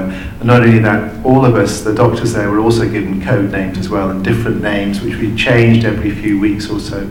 So we were quite aware that it's important that people did not know where we were. So we've got one side where everybody says, okay, we should know where we were, and it was successful. The other side was, we don't want anybody to know. And there's that difference between those one end of the spectrum, the other end of the spectrum. And what you've said about all those technologies and things which you very rightly talked about are things that need to be discussed and things that need to be formulated in the future. But I think at the moment, the most important thing is that people should understand that hospitals shouldn't be targeted, no matter if they're big or small or anything. I was actually in the Russian embassy 2-3 weeks ago, pushing this point forward, banging the drum, saying, you must, Mr. Consul, you must not target hospitals. Well, David, he said, the problem is that there are terrorists within these hospitals, and therefore they're a legitimate target. So how then do you then say, well, actually, there's no terrorists in the hospitals? Yes, there are. And of course, I don't 100% know whether there are people there or not, but still, it's a big issue. Thank you. It's very much repeated what MSF found when their hospital at Kunduz in Afghanistan was attacked. They used the excuse they were chasing terrorists in the hospital. But of course, once somebody needs medical attention, nobody is anything. They need medical attention. That's the priority. I think the other thing is when I was at point zero at Bab al-Hawa on the cross between Turkey into Syria, as a result of that hard-won, year-long resolution, which was unique, of cross-border supplies, which however awful it was to get it was fantastic to get, and it was a pioneering thing and over very many political difficulties. But it was very clear that a lot of the lorry drivers, who were just private lorry driver citizens, were being put under intense pressure to say precisely where they were driving supplies, often to supply hospitals, which was another form of getting the coordinates, which you have picked up off your computer. So it's actually looking after the supply chain and protecting them is as important as those who are delivering medical expertise. Perhaps both Toby and Hamish could address the points made by, I think it was Sayal, I think I got your... Sayal, I'm sorry, and Mary, particularly on access and collaboration, and also on the question of the red lines, where the two key points, perhaps between you can share that.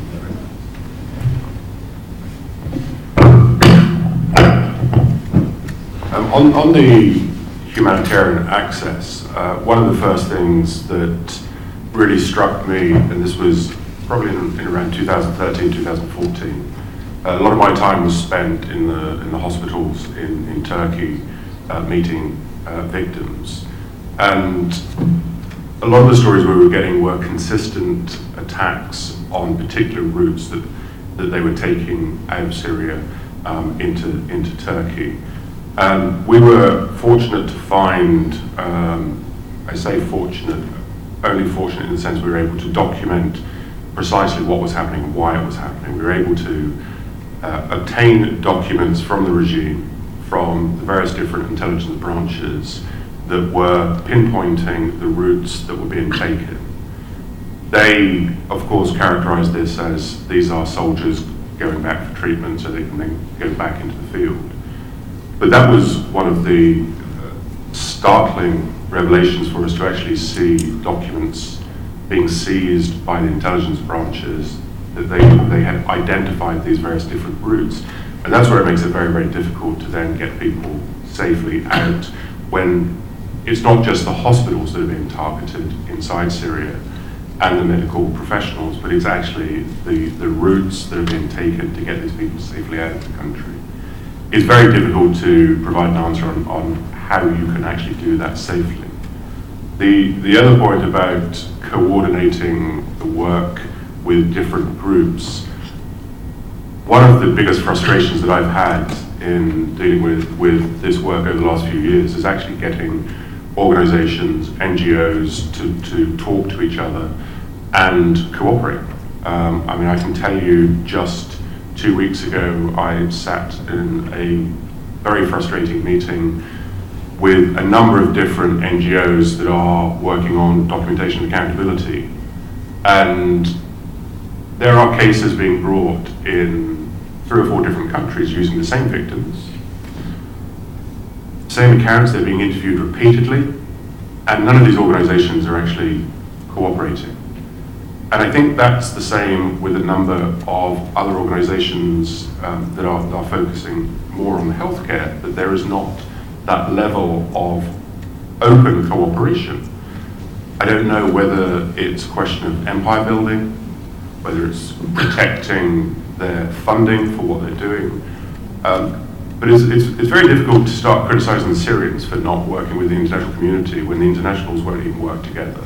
And I think that is one of the very serious problems that we see in Syria that we haven't seen elsewhere.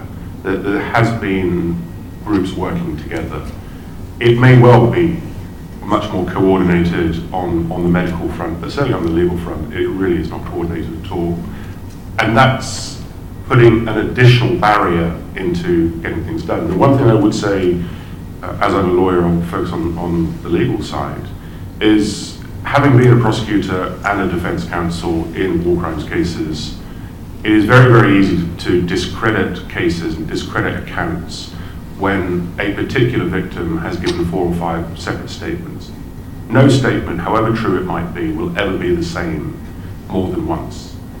And that's where you have a real problem in documenting, is that you've got to have consistency and you've got to have cooperation. And I think that's across the board with NGOs, international organizations, whether it's through different UN branches, and the groups on the ground that are providing humanitarian support. They can't do that unless they cooperate, and they're not doing it. Thank you very much. Hamish. On the red lines, you ask a really good question. When you have a red line, whether it's stipulated like Obama did over chemical weapons, or whether it's inferred or directed as in protecting hospitals, unless you protect that red line, it really means nothing. And I think they're in the issue. If the protagonists don't think you're going to do anything about these red lines, then you get an issue. I was a young tank commander in the first Gulf War, and then went up on something called Op Haven, which is northern Iraq, where we had a no-fly zone, and the Kurds and the Peshmerga, who I got to know very well recently, were protected. Saddam Hussein had a campaign called the Anfal campaign, where in effect he was trying to exterminate the Kurdish race and actually killed about 400,000. The no-fly zone became a red line, and the international coalition policed it with aircraft and were prepared to shoot down anything that went into it. Therefore, it was very effective. What we've seen in Syria, red lines around hospitals have been ignored, and pretty much red lines in the use of chemical weapons have been ignored. Bizarrely, I will sort of mention Mr. Trump here, who, after the nerve agent attack on a place called Khan Shaykhun in April 2015, then destroyed those aircraft with cruise missiles, that had done it. Now, whatever you think of Trump, to me he's done one good thing in his term.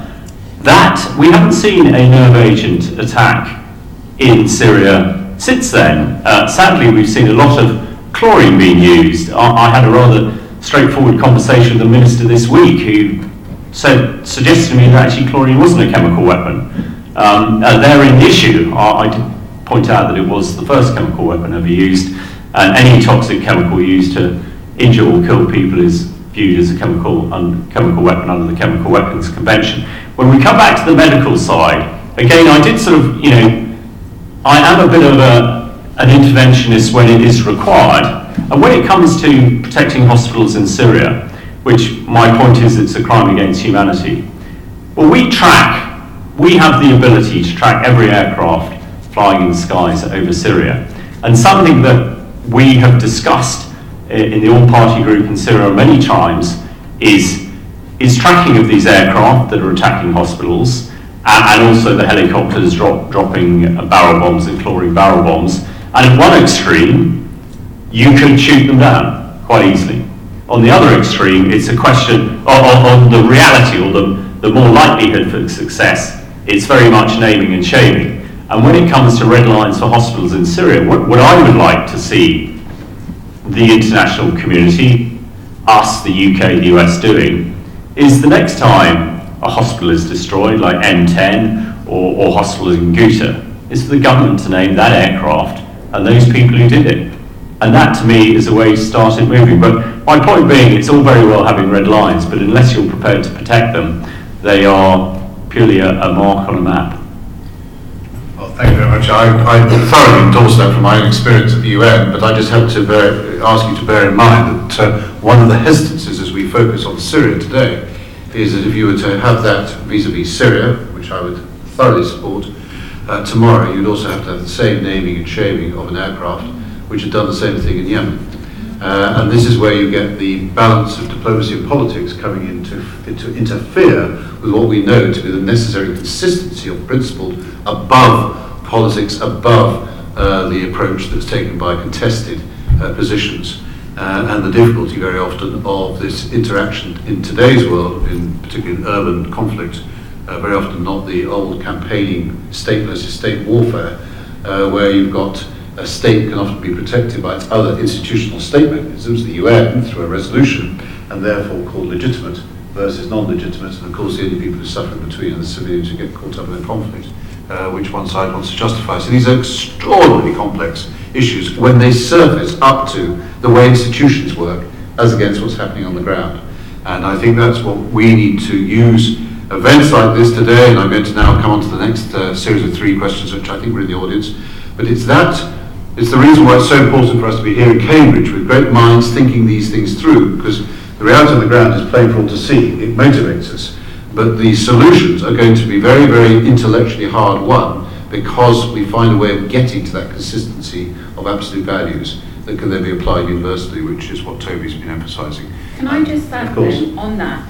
I think it's really important that you have your top line mission statement, which is the absolute sanctity, keeping healthcare and conflict sacred, and everything else has got to fall down from that. So it doesn't matter if it's Yemen, it doesn't matter if it's Syria, it doesn't matter who the pilot is, what uniform he wears, the same rules apply. Something has got to happen at that level. You've just got to have, at the start, the sanctity of healthcare and conflict, and everything else must follow from that.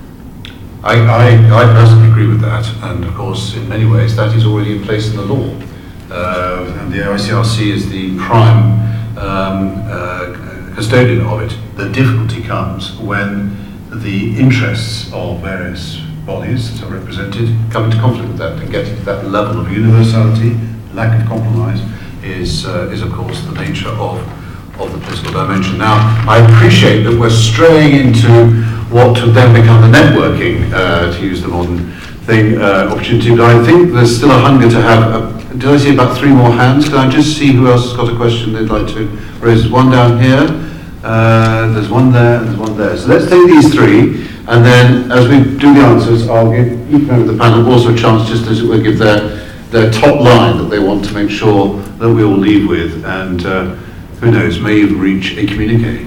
So again, let's start with you at the front row, and then... Thank you. My name is William East. I'm a barrister, albeit in a very different field to Toby.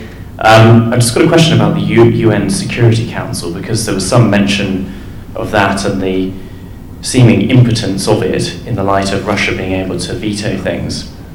It's obviously been quite a similar position with regard to the Council for many years since the Second World War.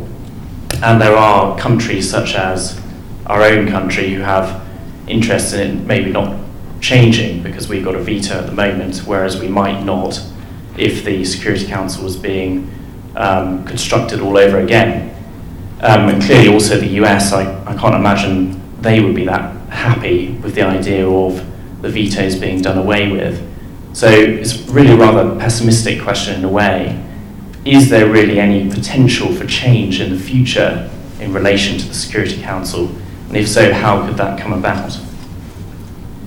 Thank you. I'm going to park it. I suspect I need to address that in closing remarks. So we had one here, one here, one here. So actually we have 4. I must have missed you earlier on. Who's next? Yeah, there. Thank you. You're there.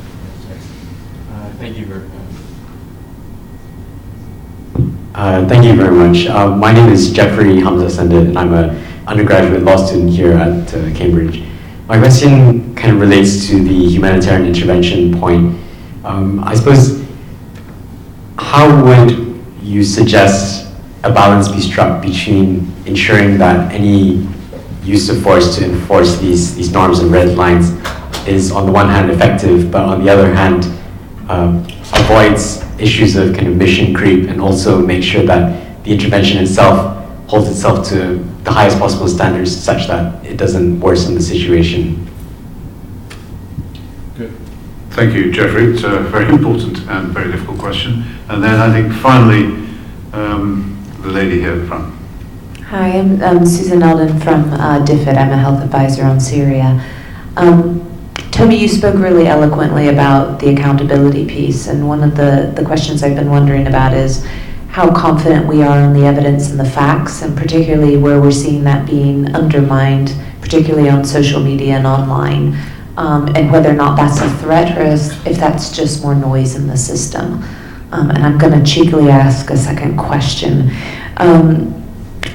I think we're putting a lot of our hopes on UN Security Council 2286, and so I think Stephen will address the needs on that. But I guess there's something is, while we look at this issue globally and while we think about Aleppo, I mean, what we have is 1,100 health workers trapped in eastern Ghouta right now. we're helping with fortification, we're helping with chemical weapons training, we're helping with everything we can, but I think we feel a real element of desperation for those individuals. And I guess your thoughts on what more we can do while 2 years on we still have Security Council. We have these moments, but we still wring our hands. And so what can we do for those people on the ground? Thanks. Great. Well, some really outstanding questions, and thank you all very much indeed. So I think what I'll do is I'm going to run along. I think the easiest thing possibly is to start with Toby, and we'll go down the table this way. So Toby. There were none. Maybe you should tackle those which are relevant to you, and anything else you want to add. So the risk of letting me go first is that I get the opportunity to answer as many of the questions as I like. But I'll just focus on 2 points. The point on the UN Security Council, I think, is an important point to make.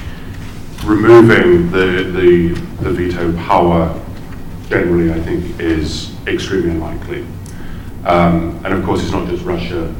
When the motion was put forward for the referral, the US also raised their objections that they would veto it if there was any consideration that it would cover the Golan Heights. So, and of course, the US has consistently vetoed anything that relates to Palestine. And of course, we've vetoed a number of resolutions ourselves as well. So one of the points which is being argued now is whether the power of veto could be removed solely in respect of referral to the International Criminal Court. And I think that is potentially something that could be argued. I'm still highly skeptical as to whether it would pass, because there is still going to be the interest of states in not allowing that to go forward. But I think it has a stronger basis to make if you're only referring to atrocity crimes and accountability, namely in the International Criminal Court, or the creation of an ad hoc tribunal. So I think that that's something that could be considered, and I look forward to our chair addressing that at the end of the discussion. In terms of the evidence and the strength of the evidence, I'll quote a very experienced war crimes prosecutor who I'm very fortunate to work with very closely, Stephen Rapp, who's been involved with a number of different conflicts. When we were dealing with the analysis of the Caesar material, he actually said that it was the legal equivalent of a slam dunk. The evidence is so overwhelming. The quality of the photographic material that we have with the metadata is very powerful.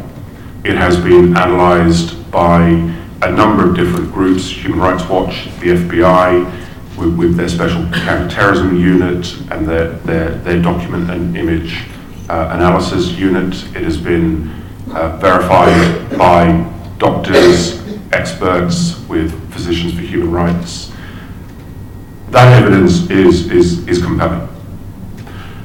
You also have the situation, as far as the crimes committed by the Syrian regime are concerned, not so much with crimes by Islamic State and other armed groups, but certainly as far as the regime is concerned, they document everything. That they are so bureaucratic in what they do. It's almost like a Soviet form of bureaucracy that they run. So, for example, when you look at Caesar and what his job was, he was a crime scene photographer. That was his job, which changed from photographing car crashes to photographing victims in a mortuary. Every single individual was assigned 3 numbers: their prison number, their facility number, and their death number. That then went to a pathologist who issued a report as to the cause of death, that then went in front of a judge who stamped and signed. And we have hundreds of those documents. We also have orders that are filtered through from the highest level of the various different intelligence branches that go right up to the presidency. That there is hundreds and hundreds, if not thousands, of documents. I mentioned earlier about the document that gave coordinates for targeting those that were taking injured civilians. There are thousands of documents of that kind. There are also documents that are referring to different branches of the armed forces as opposed to the intelligence branches, telling the army this is not your job, this is for a particular intelligence branch. So giving them very clear directions on when they are arrested, they are handed over to particular military security and intelligence branches. So when you look at the kind of cases that we were dealing with in Bosnia, in Rwanda, at the international tribunals, much of the evidence relied upon witness accounts. We do, of course, have hundreds and hundreds of witnesses that have come forward to verify, but most of these cases are built on documentation and they're built upon the record keeping of the regime itself. Thank you, Terry, very much indeed. Hamish. Humanitarian intervention is a tricky subject, but if we look at Syria, 500,000 dead, although it's probably more likely 1 million, 11 million IDPs, and 5 million refugees. 75% of children in rebel-held areas have post-traumatic stress disorder, and over 50% of children in Syria have not lost their education. That's what non-intervention looks like. If we look at the so-called Islamic State, where the coalition did come together to intervene, and I was in Tikrit with the Iraqi bomb disposal teams in 2015, disposing chlorine improvised explosive devices, and hearing exactly what so-called Islamic State were up to. You know, I won't go into the details, but you know, unbelievably horrific. And again, over the last 3 years of the Peshmerga in Mosul and other places, again, seeing the so-called Islamic State at first hand. Intervention there has destroyed the so-called Islamic State. We will still have issues with them time immemorial. But that was seen to be the right way of doing it. When we didn't intervene in Syria in 21st of August 2013, after the big chemical attack there, we then saw the Russians get involved. So I think the thing with intervention, everybody thinks intervention looks like Iraq 2003. I was there then, I was also in Afghanistan, I was in Syria, and they're all very, very different. But I think with technology these days and the precision that can be done, the argument for humanitarian intervention must be taken with great consideration, and by people, particularly our politicians, who some are not as brave as Stephen and some of his colleagues that I know well, and sometimes it's difficult decisions, but just look at what non-intervention has happened in Syria, and the fact that most of the children in Syria are suffering terribly and without education. That country is going to take decades to recover. So sometimes there really is a need for intervention, but I accept it's a really difficult one to answer. Well, thank you. I'll come back to that, but I mean, you have to remember that humanitarian intervention costs a lot of money. Therefore, it tends to come from those of the rather richer Western democratic systems. And I can certainly speak from some experience. Humanitarian intervention, despite what it sounds like, is not actually easy in democracies. It tends not to win you votes. And so there's another problem there in terms of motivation. Celine. Interestingly enough, when vote was about to happen in 2013, I was in Atarib with Hand in Hand. I was working, and this also sort of feeds back into James's initial question about what can hospitals do to protect. So smaller clinics. I was working in a smaller clinic in a hospital in Atarib. These facilities are not equipped to deal with the mass casualty situations that that we are seeing in Syria. That evening, we'd witnessed it. We were filming. We had a film crew with us. We had made a film called "Saving Syria's Children" for Panorama. It was such a horrific attack. We read reports about bombs on schools, on hospitals. When you're actually there, looking after the aftermath, it's another matter. And the film crew that we had with us were very, very experienced BBC journalists couldn't believe what they were witnessing, and they really felt that what they'd witnessed was going to make a contribution to ending this war, because people would be horrified when they saw it. Unfortunately, the film footage went out after the vote. We sat there, I was still in my clothes from looking after 28 severely burnt children, covered in the debris and still smelling of the smoke. And I was sitting there and I was hoping it was going to be a yes for intervention, because I had seen what it looked like when there was nothing there to protect them. And I'd also asked the Syrians who were with me that day, what do you want? What, you know, they were so thrilled that this was actually being taken seriously and being voted on and debated in Westminster, in London, miles and miles away.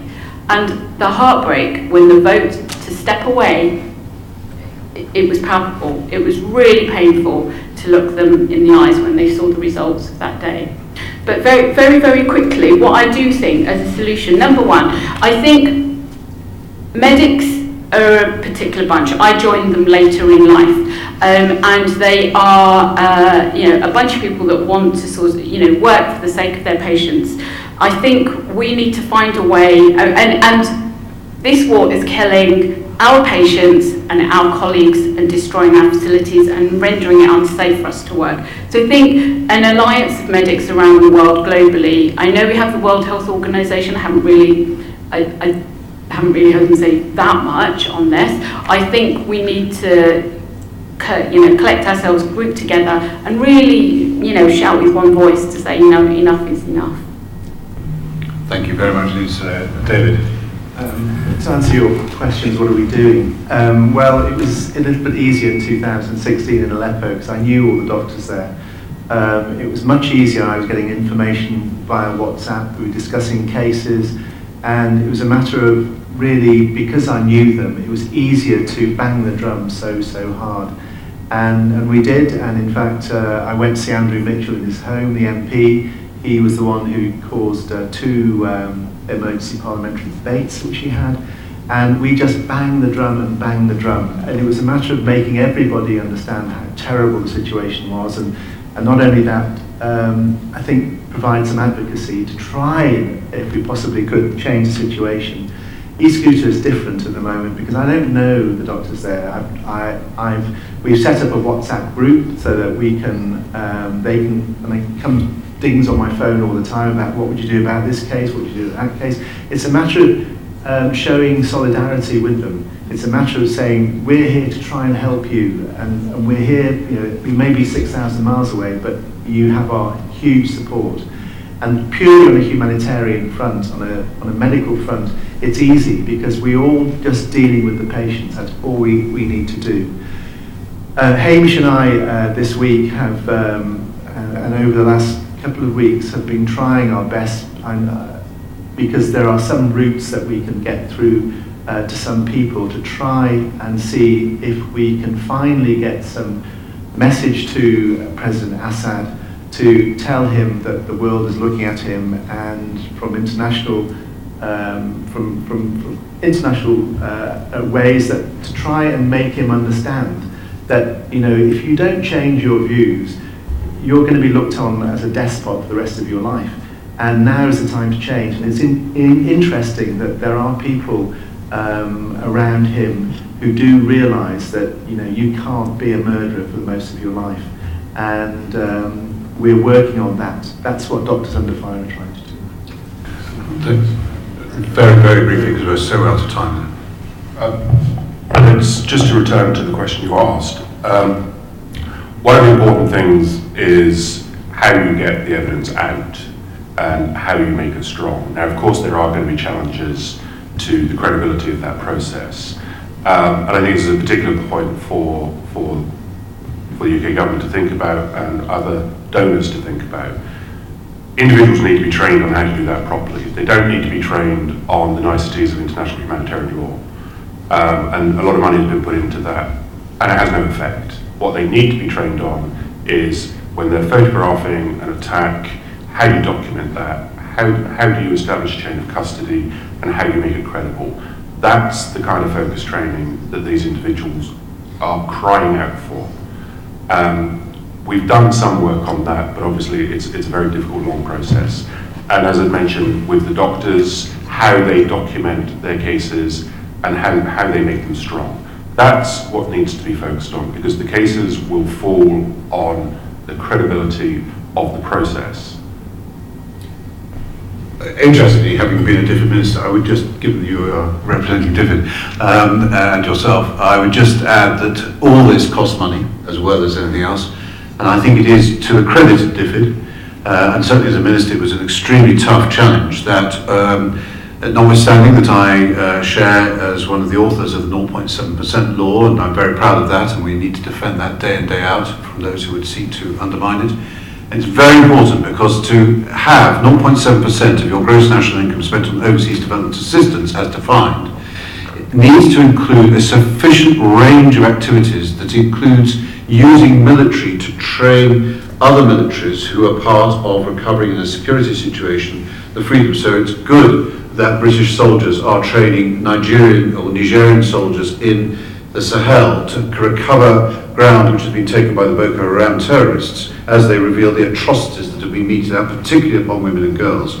But they know therefore the human rights element of being a combat recovery soldier, and therefore to be able to use ODA for that kind of purpose, to my mind, is wholly justified, because it's part of humanitarian and developmental relief as well as capability, and can't be accused of being state capacity building, because it's about individual judgment, skills, and it's expertise that's required to sustain what is always going to be necessary in the aftermath if we're going to have anything to hold people to account, which is where we fall down so abysmally.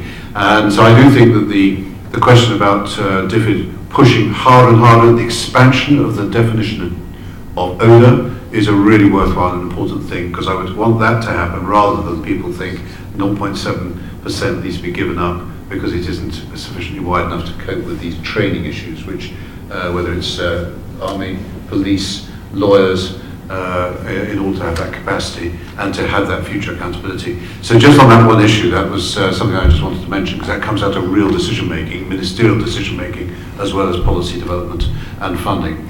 I was going to seek very briefly, if I may, to try and tackle what was obviously put very simply, but we all know is one of the most testing questions for our generation.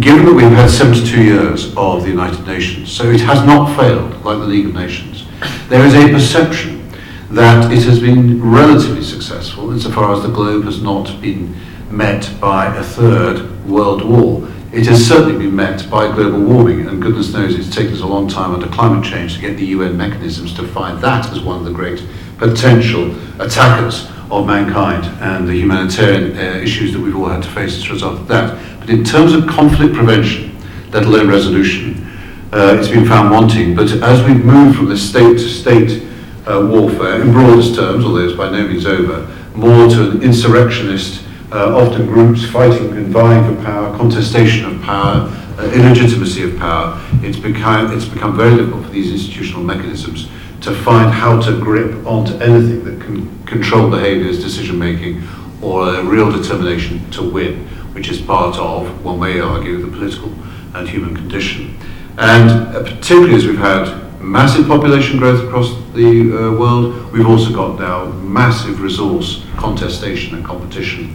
And in my view, it's going to be within, and you can see from the colour of my hair, I'm part of the older generation, it's going to be within my lifetime that we end up with massive disputes about access to potable water, which is going to be of major humanitarian concern, let alone to those who are in need of doctors' help at a time in just sustaining human life in the communities that they are.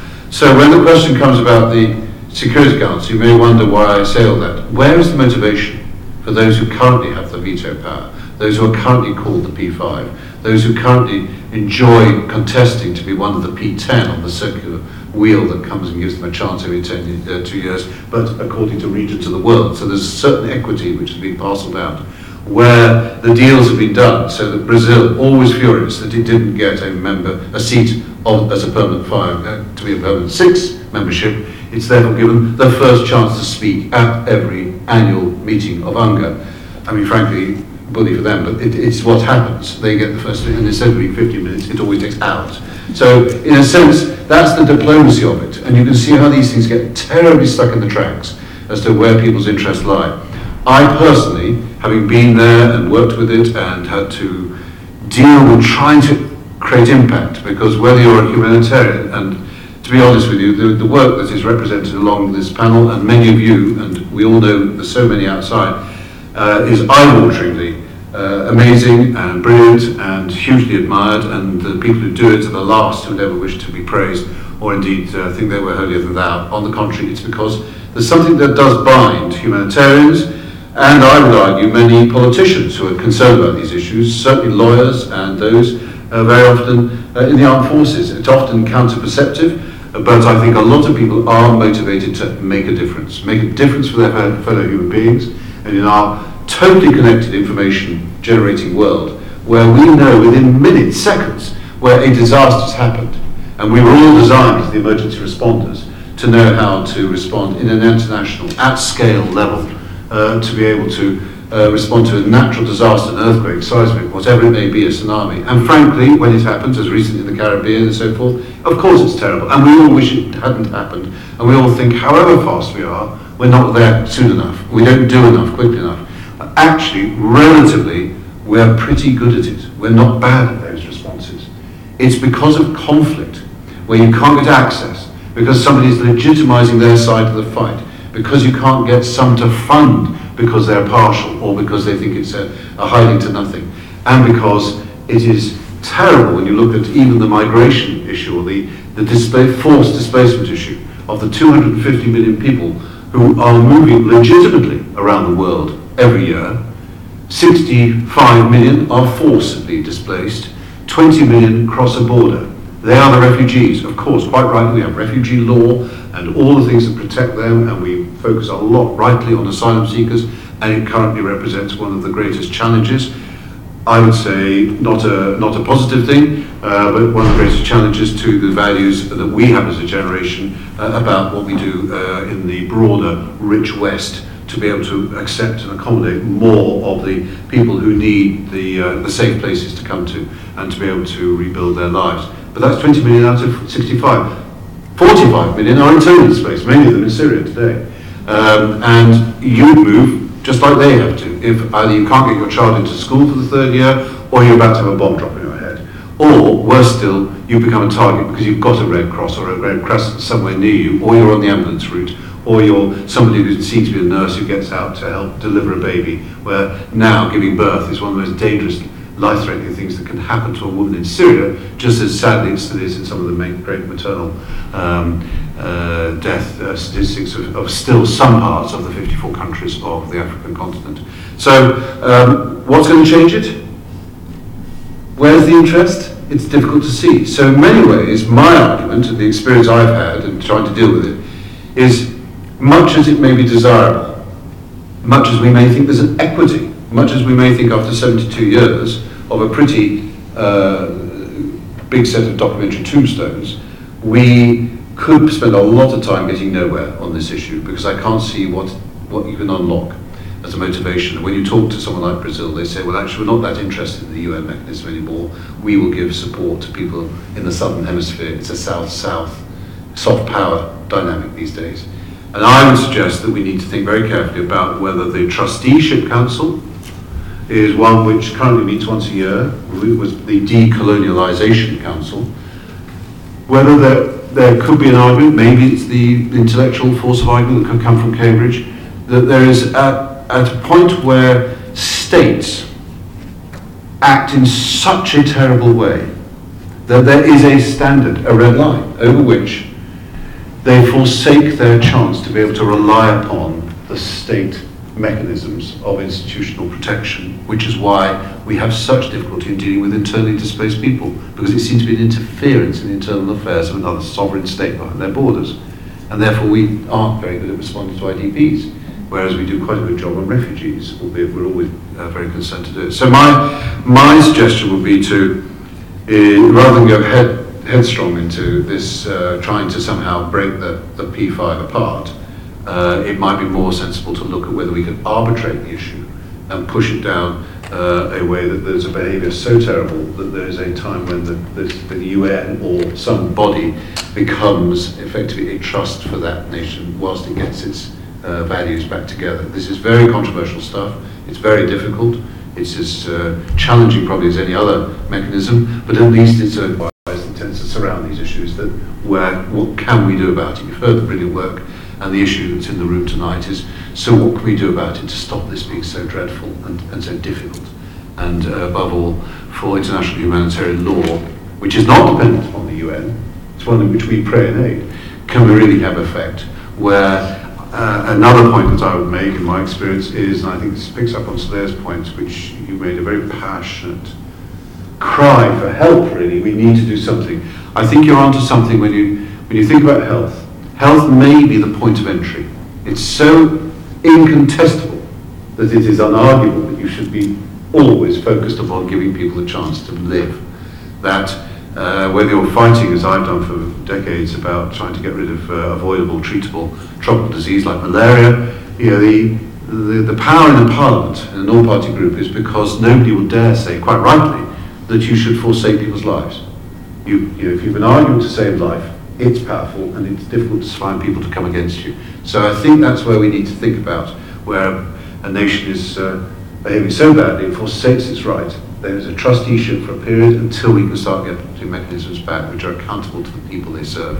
And that may be one of the ways, and that would avoid us getting into the, I'm afraid, sterile debate about vetoes, P5 membership, and how the Security Council works, which at the moment is to reduce our ambition to the lowest level of agreement, the lowest common denominator, which of course we all know when you get a resolution, back to your point, the resolution sits there. It's a wonderful thing to have achieved it. Amazing diplomatic coup, if you like. But in the end, we can see even with the resolutions and the cross-border, which are amazing innovations, but even with the most recent one about Eastern Ghouta, and it was exactly the same when in October 16, I made my speech to the Security Council about Eastern Aleppo, which is the one you may possibly recall. Now it's not about the humanitarian access. It's about being interpreted as creating a corridor to ensure the egress of those who have been effectively flushed out, so effectively you get victory by another means. That is what's so dispiriting. And so we've got to find ways, I think, to maneuver around rather than take it head on, because I think head on we will fail. So I'm sorry I've abused my position as chair. Adam's probably having complete kittens up there about the timetable, but as chairman, there's nothing you can do about it.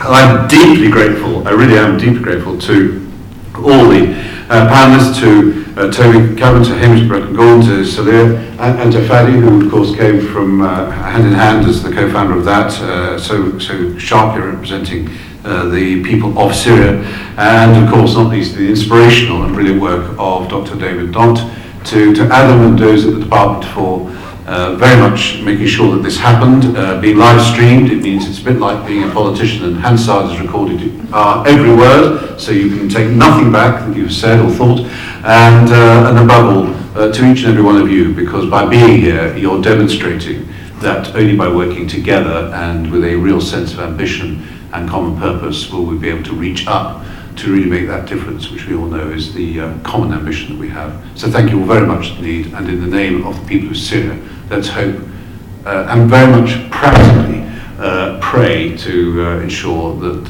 their terrible suffering is soon to come to an end in a way that preserves life. Thank you.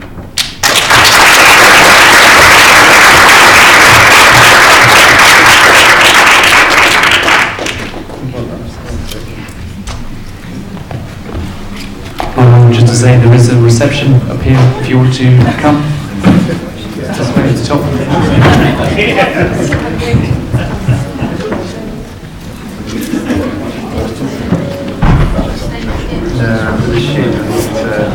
Ladies to...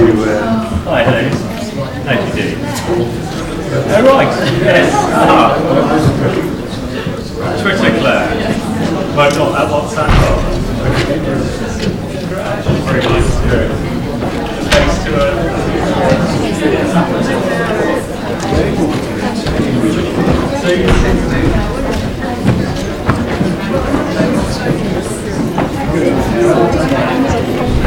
yeah, they are good, yeah.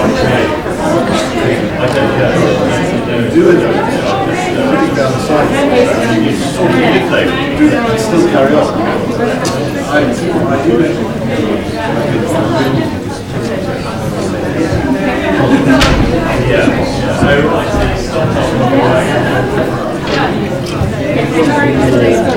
Yeah, that's great.